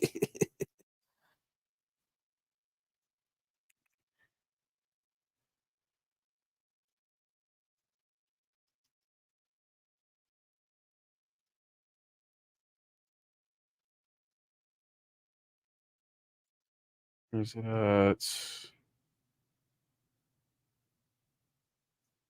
Oh, yeah, here we go. This is Mrs. Sherry Wang, who's also competing for Miss South America. But Well, guess who doesn't have a change.org petition to get her out? The last name kind of gave it away. Well, whatever. I was just trying to show you as I was saying it. You had to show me once you said the name. Sherry Wang, Miss South Africa. No change.org position there. No, not at all. Oh, man. She's clearly from South Africa. Yeah, definitely. Definitely. Which, I mean, she could actually be from South Africa. She could be. But why is there no problem for that? Because she's not black. Maybe if there were blacks colonizing South Africa, then we could have black South Africans in the Miss South Africa competition. We're trying to uphold segregation here, okay? Jesus. All right, moving on. Let's see what we got next. Samantha Lopez. Yeah, no, I need my phone for this one too. Samantha Lopez took a nice little vacation. Samantha Lopez was out here jet setting in Paris and, kind of doing her thing, backpacking through Europe. She had a nice little Airbnb. Oh, she didn't go to Paris for the Olympics. Yeah, no, she's in there. I think she's there watching the Olympics, but she's just living her life. Man. Am I supposed to know who Samantha Lopez is? No, she's a content creator. Oh, okay. And she out here living her best life and shit out in France. My best life. The only problem with it is that Samantha didn't pay for none of this shit. Scammer extraordinaire. Samantha scammed a person that she knew back here in LA, stole her credit card information, and ran it up over there in France. And was out here stunting at everybody. Yeah. Just another reminder that the shit you see on the internet is very rarely real. It's all fake. Let's see if we can That shit is fake. Get an explanation here from homegirl who got robbed. Okay. I was gonna say, did she do a how-to? Scammy Sammy. You know what? Your phone is louder than mine's for reasons. For reasons. I'm going to send this to you. You play it. Thanks, but no thanks on Tyler Perry. Inner Chakra. We're doing it for research purposes. Good job, Chakra. You don't think I would just want to watch Tyler Perry? Good job, Chakra. It's for research purposes. We need to know if he stole from the lady from the last W's and L's. We already know. No, we don't. She just called him a dirty dog. That's all. You lying dirty dog. You lie like a rug. AKA Scammy Sammy. Scammy Sammy. Enjoying a Parisian vacation that she charged to my credit card. She looked like she'd be scamming. Here she is again inside the actual Airbnb that she ran up on my card. Here she is. Oh, it's a black girl. Posting Yeah. pictures on it. Damn. Yeah. Social media. And Are you talking about the one she stole it from or the girl in the pictures? Yeah, no. Scammy Sammy is not. No, a black Scammy woman. Sammy's not black. She If you couldn't stole tell by her name, Samantha Lopez. the credit credit card She information stole from a black woman. Yes. I did not know that. You're the scammer that you are. This is not what I feel like doing with my time right now. I have much other things to do, but you really thought that you were going to travel the world on my dime? Yes, she did. And be posting She absolutely in my did. time And think that you're going to enjoy your vacation. Well, from the pictures. She's enjoying herself. So I have all the time in the world today. So yeah, let's get into it. How'd she do it? Here are the receipts. And before we get started, her name is Samantha Lopez. She's based in Los Angeles, and she has a clothing line called Samantha Christine. Ooh, call out her She's a business. career criminal. She's on the Please She's a don't tell career me- criminal. Please don't tell me that homegirl bought some merch from her clothing line, and that's how she got. And she took that. Well, no, it sounds like she knows her personally. Okay. Wants to appear like she's living her best life, but really she is stealing information to make it. No, happen. she's still So- living her best life. Still living Two her things best can be life true. as she's stealing information. Yes. Two things can be true at the same time. Pulling up to the Airbnb you didn't pay And for, I'm like, back on my party to go check my account. I'm like, okay, let me see what damage was done. And I see this Airbnb charge here for $871. goddamn. Like, that's odd. We stayed at a hotel. I Saying, realized that's odd to a random Airbnb $800 charge on your Citi What bank would it account. be? Nuts. You got it, sis. You That got just it. lets You me up. know she got a You crazy up, limit up. on that You credit card. up a random $800. Man, I'm shitty. The fuck? Who got my damn car again? Yo, I would notice that immediately and Immediately. have a conniption inside. The fuck? But her limit, she got. She got got it. good She's credit. up. Airbnb gives you a unique code when you charge a card. So, 871. Oh, I guess I'll just dispute it. Airbnb. I just called my bank and credit card Yeah. company to let them know about the fraudulent To activity. dispute it. They were able to shut down my account, so she wouldn't have any further access to my credit card. However, she got the information. Then I called Airbnb. Reservation that was tied to my card. It's obviously not in my name, so this is an unauthorized charge. Well, and they're yeah. finally able to give me information of Well, then the Scammy Sammy. reservation. So the guest name is Samantha. This is the host's name. She checked in June 20. All right. If you're going to scam, why the fuck are you using your actual name? Are you dumb? Ah! Are you dumb? Like the minute I find out who booked this reservation, I'm on your ass. Yo, Samantha, you gotta learn how to scam. Why you ain't had your friend book it? The whole week, you guys. The whole week on my card. She created this like 2:40 in the morning to check in for to try to be slick. She didn't give a fuck about ever seeing you again. Like she didn't think she was ever going to see you again. Sounds familiar because that's the exact amount amount that was charged to my card. Right. This is the Airbnb that they are staying. There's another listing picture. It's actually a really, really cute place. You That's have nice. amazing taste, Samantha. Too bad you just couldn't afford it. And the little balcony overhangs look familiar to you guys. It's because she is actively in real time. Damn, she's starting on IG with your from shit. the Airbnb that she stole my information. Terrible picture, by the way. Here's another photo. Another terrible picture. That's a good picture. Like you can see. No, that is that's a good picture. That's a good picture of the shit behind her. That's not a good picture of her. Well, she's a part of the motif. Anyways, keep going. She's part of the This motif. in here, shop. It's not hard to look up. It's not hard to locate you. Purposely in leaving her Instagram handle out because The way she low key dots this girl. Yeah, this is her shameless. Somebody steals from my credit low card. I'm key doxing set them this too. girl up to get like to look at the street not signs in your guys' videos to see where you're at. literally putting the street signs up is a little nuts. But Tagging the place, the museum That she's she's at. frequenting, yeah, like she lived in Phoenix before she moved to LA. Bitch, we see you. A weird instance where she tried to not pay me back a large amount of money. There, I got my money back. All right, okay.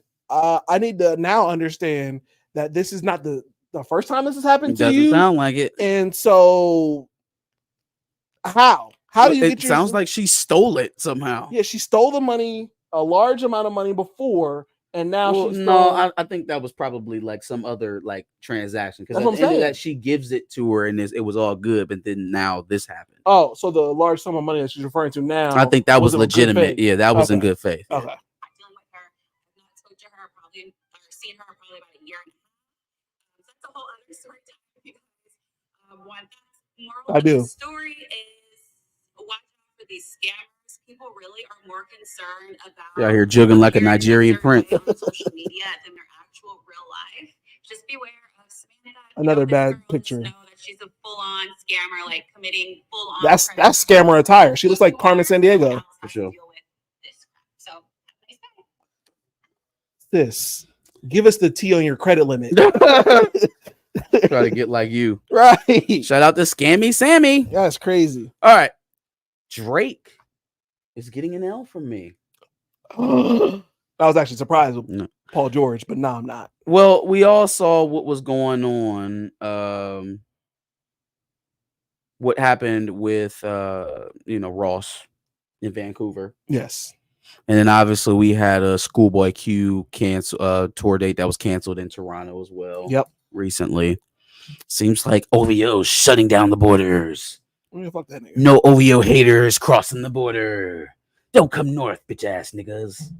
Except maybe OVO King doesn't have the lock on his city like he claims. Maybe there is a faction of folks out there that doesn't like him. There was a what is this? Loserville tour 2024. This is a Limp Bizkit concert in Ontario. Yep. Limp Bizkit is crazy. Hearing Limp Bizkit in 2024. Where they boo Drake. Yep, same thing. Here we go. Come on over. Cue it up. Limp Bizkit. Oh shit. Okay, that's what you're saying. Sorry. They booing Drake at a Limp Bizkit concert in Toronto.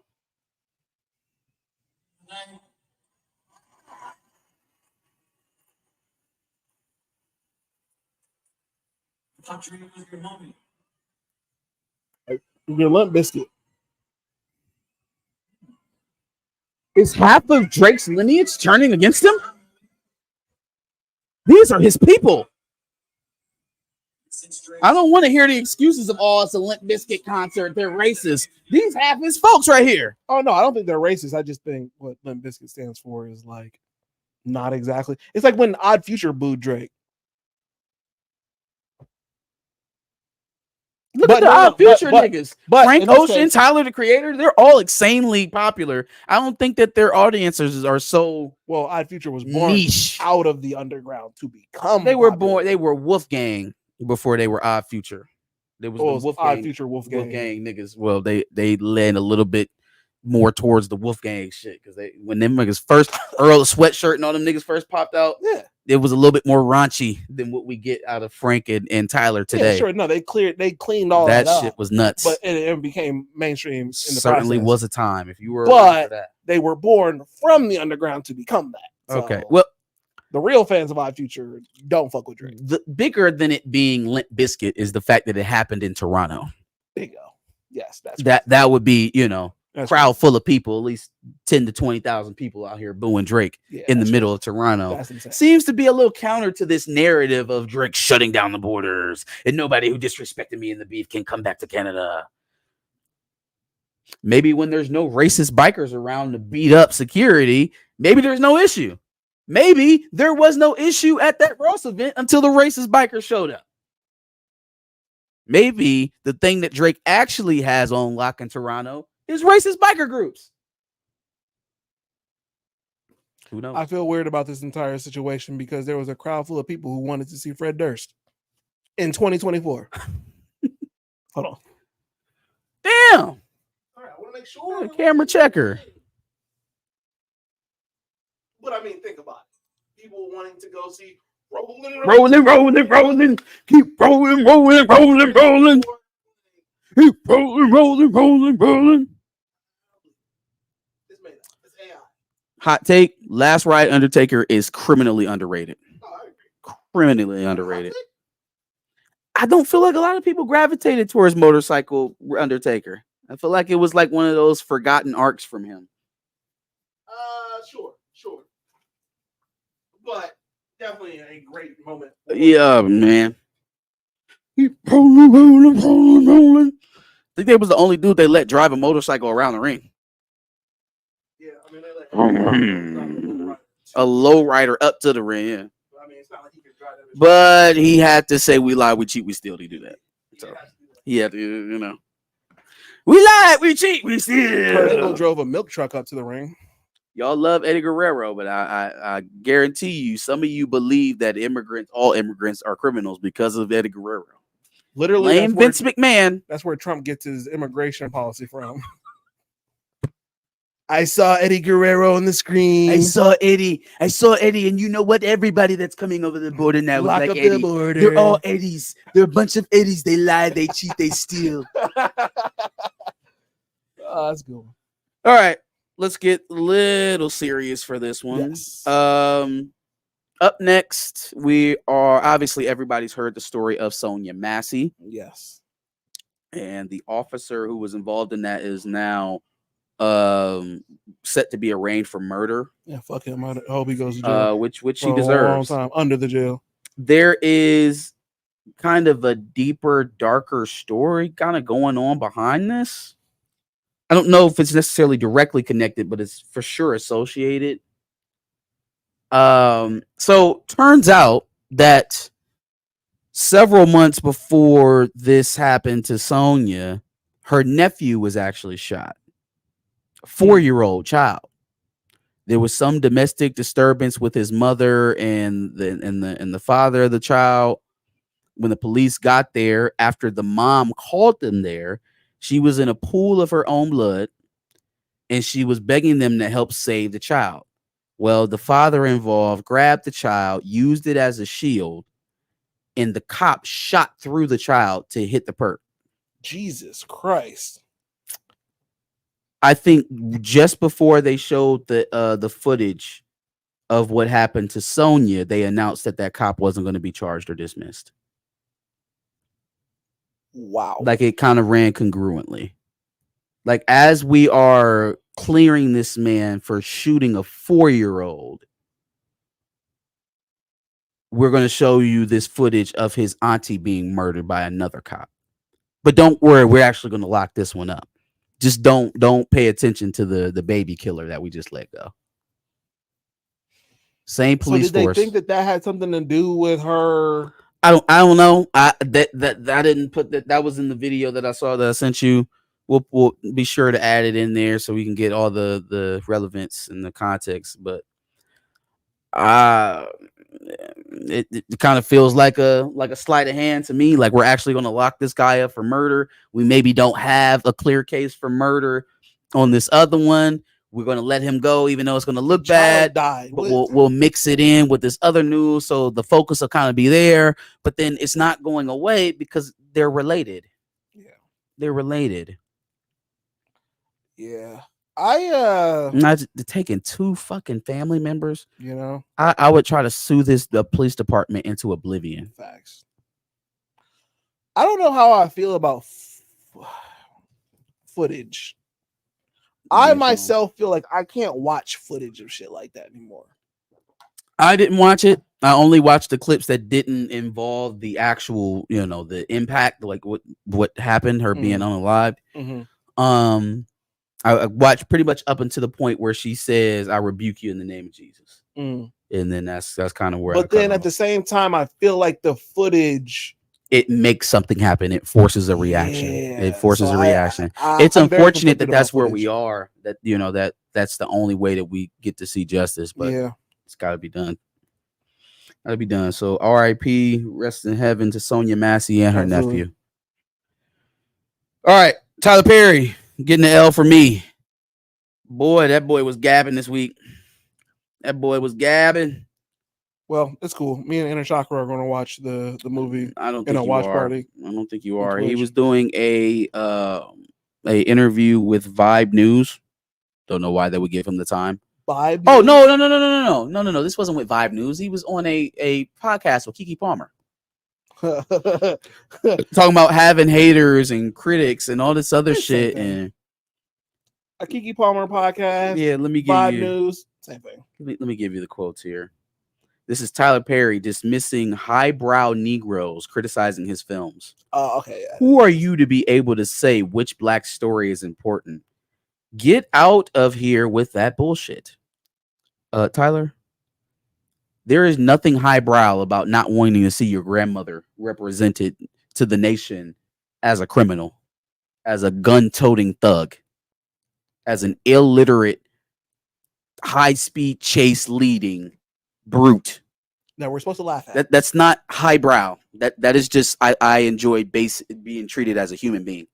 Basic decency. When white people show up as elders in movies, how they're all respected and everybody listens to them and they're quiet when they speak and we help them through doors and shit like that and we give them reverence and deference and all the other stuff that you should give to your elders. That is what we would like to see from you, not this horseshit amalgamation of what you think the black experience is, not this totally warped idea of what you think the black female experience is. We're from a supposedly straight male. Did we say highbrow stories? That was the quote. He said highbrow Negroes. Oh, and those are the people who are criticizing his work. Okay. We criticize you because you are a one-man marching band of a writer's room. You write every single thing that comes out of your production company, bar none. And most of the time, it's extremely similar to the last shit. You have a one-track mind on how to tell stories. Yes. You're not inventive. You're not creative. You have reworked the same story arc and the same characters over 40 plus projects. Facts. Even when you dress it up and present it as something different, it somehow still becomes the same thing. Highbrow Negroes. Like, this one doesn't have Medea in it, but it's still the same shit. You wouldn't know a highbrow Negro if you seen one because your content is for white folks and black people who don't know no better. You wouldn't know a highbrow Negro if you see one. It's not highbrow Negroes. That's all criticizing you. You think every person that's laughing at them dirty ass wigs that you be having your actors in is highbrow Negroes? Like, if you enjoy Tyler Perry's content, you should be offended by that because you deserve better. And he called you. And now, he called you lowbrow Negro. So I sell to the lowbrow Negroes, all them highbrow Negroes over there. Yeah, they don't like my stuff because they highfalutin. They think that they think they deserve better or whatever. That's crazy. You niggas will just eat what I give you. I like you. Y'all my family. Also, Inner Chakra, yeah, you said you were coming to the Twitch channel to watch the movie. Not Tyler Perry. Yes. No. Divorce in the Black. No. We're going to watch it. We're going to have a good laugh and enjoy ourselves. Last 3 L's I got, and they're all going to be sports related. So strap in, non-sports folks. Are they all going to be college football related? Yes. 2 of them are. And then one's going to be basketball related. Yes. What happened? One's going to be basketball related. Yes. All right, here we go. I want to talk about Tyler Perry being predictable. First L is going out to new UCLA head coach Deshaun Foster for having the worst introductory press conference at a Big Ten Media Day of any coach ever of all time. It was abysmal. That's pretty bad. It was god awful. Yeah, Coach Foster, we're from UCLA. We know you guys don't know much about UCLA. Jesus Christ, I knew we were going down a bad road at that mark. I know you guys don't know much about UCLA. We're in Los Angeles. In the name. It's us and USC. So, yeah, you got any questions? That is not an exaggeration. That is verbatim. That is literally how that went. I'm from USC. We're in LA. It's us and USC. I'm from UCLA. Mm-hmm. It's in LA. It's us and USC. Do you have any questions? No, you spitting facts. Whoa. Absolute facts. Whoa, man, that must be speaking confidence in the UCLA coffers there, in the alumni, in the NIL. Can't say nothing about what you bring to the job. Hey, Collins, you picked a grade A university to transfer to. Boy, I think your career is going to go great. It is. Your career is going to go great. What a great decision maker you are, man. You just picked the greatest ones. You picked the best guys. He left for Miami. You should be a professional picker. Miami to UCLA. Your coach can't even fucking talk. What a great guy you are, man. You just so great. Anywho, it was a pretty embarrassing showing. And I hate to see that from one of the only black coaches, nationwide. This is a very short list, even though the Big Ten has a lot of them now. James Franklin, Sharon Moore, Mike Loxley. Ooh, Mike Loxley, yeah. Now Deshaun Foster, obviously.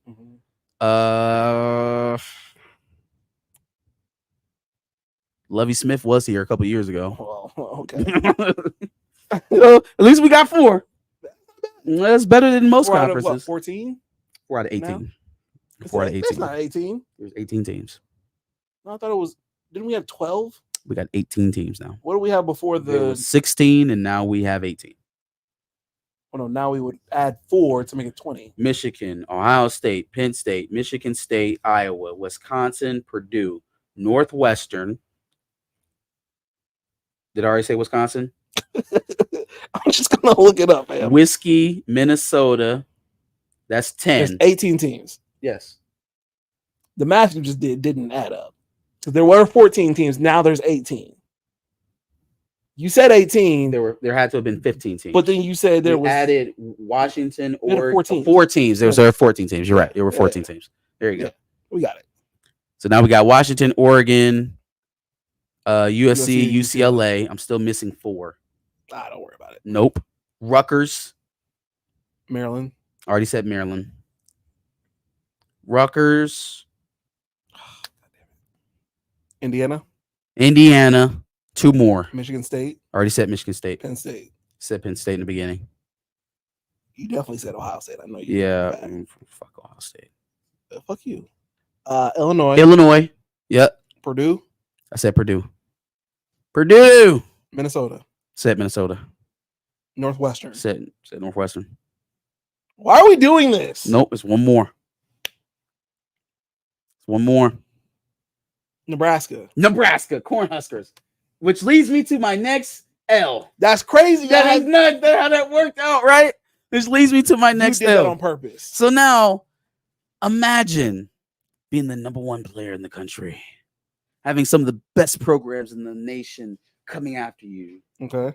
2-time defending national champion Georgia, the most recent national champion in the Michigan Wolverines, the most recent university to send an offensive tackle top 10 in the NFL draft, the Ohio State Buckeyes.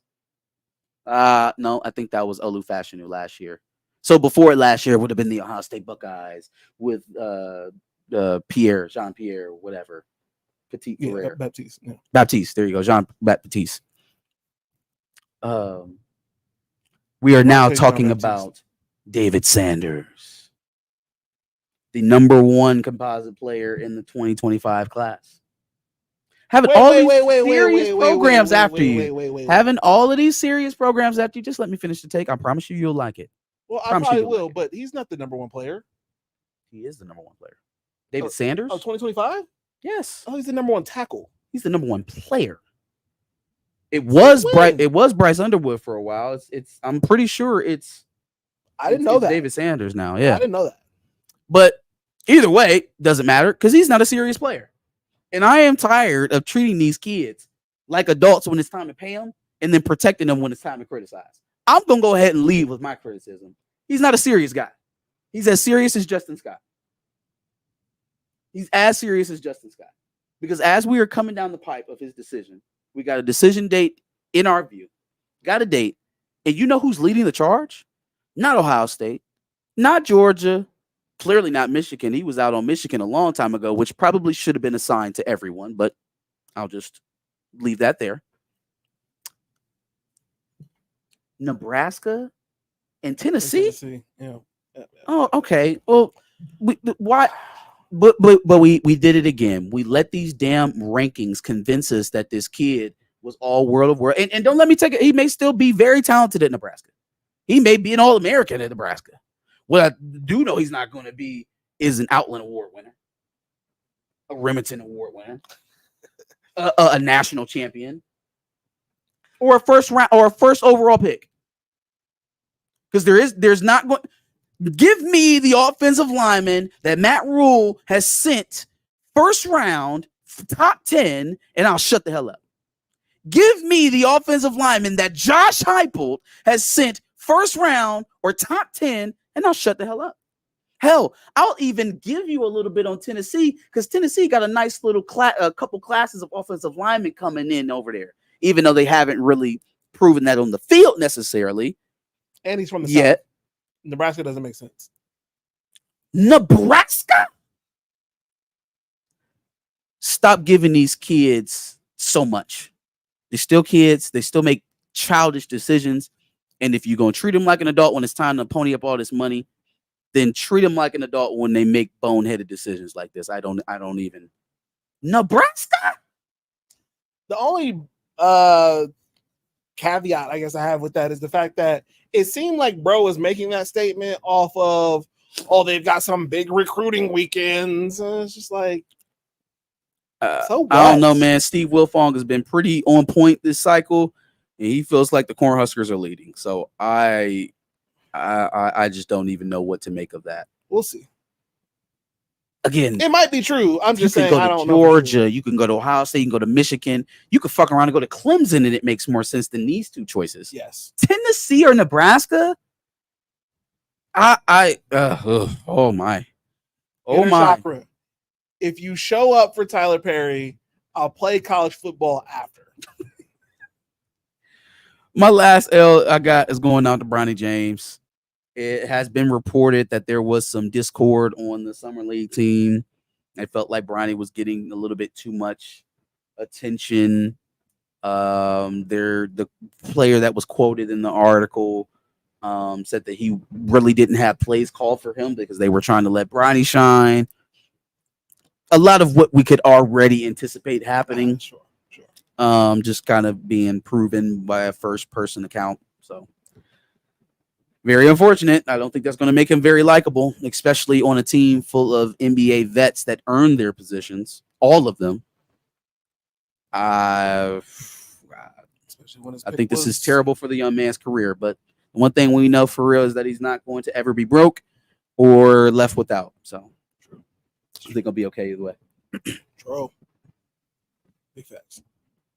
That's it. Well, that's it. Outro for W's and L's. You said what? So that's a hell of an outro for W's and L's. That's it. We out. Bye.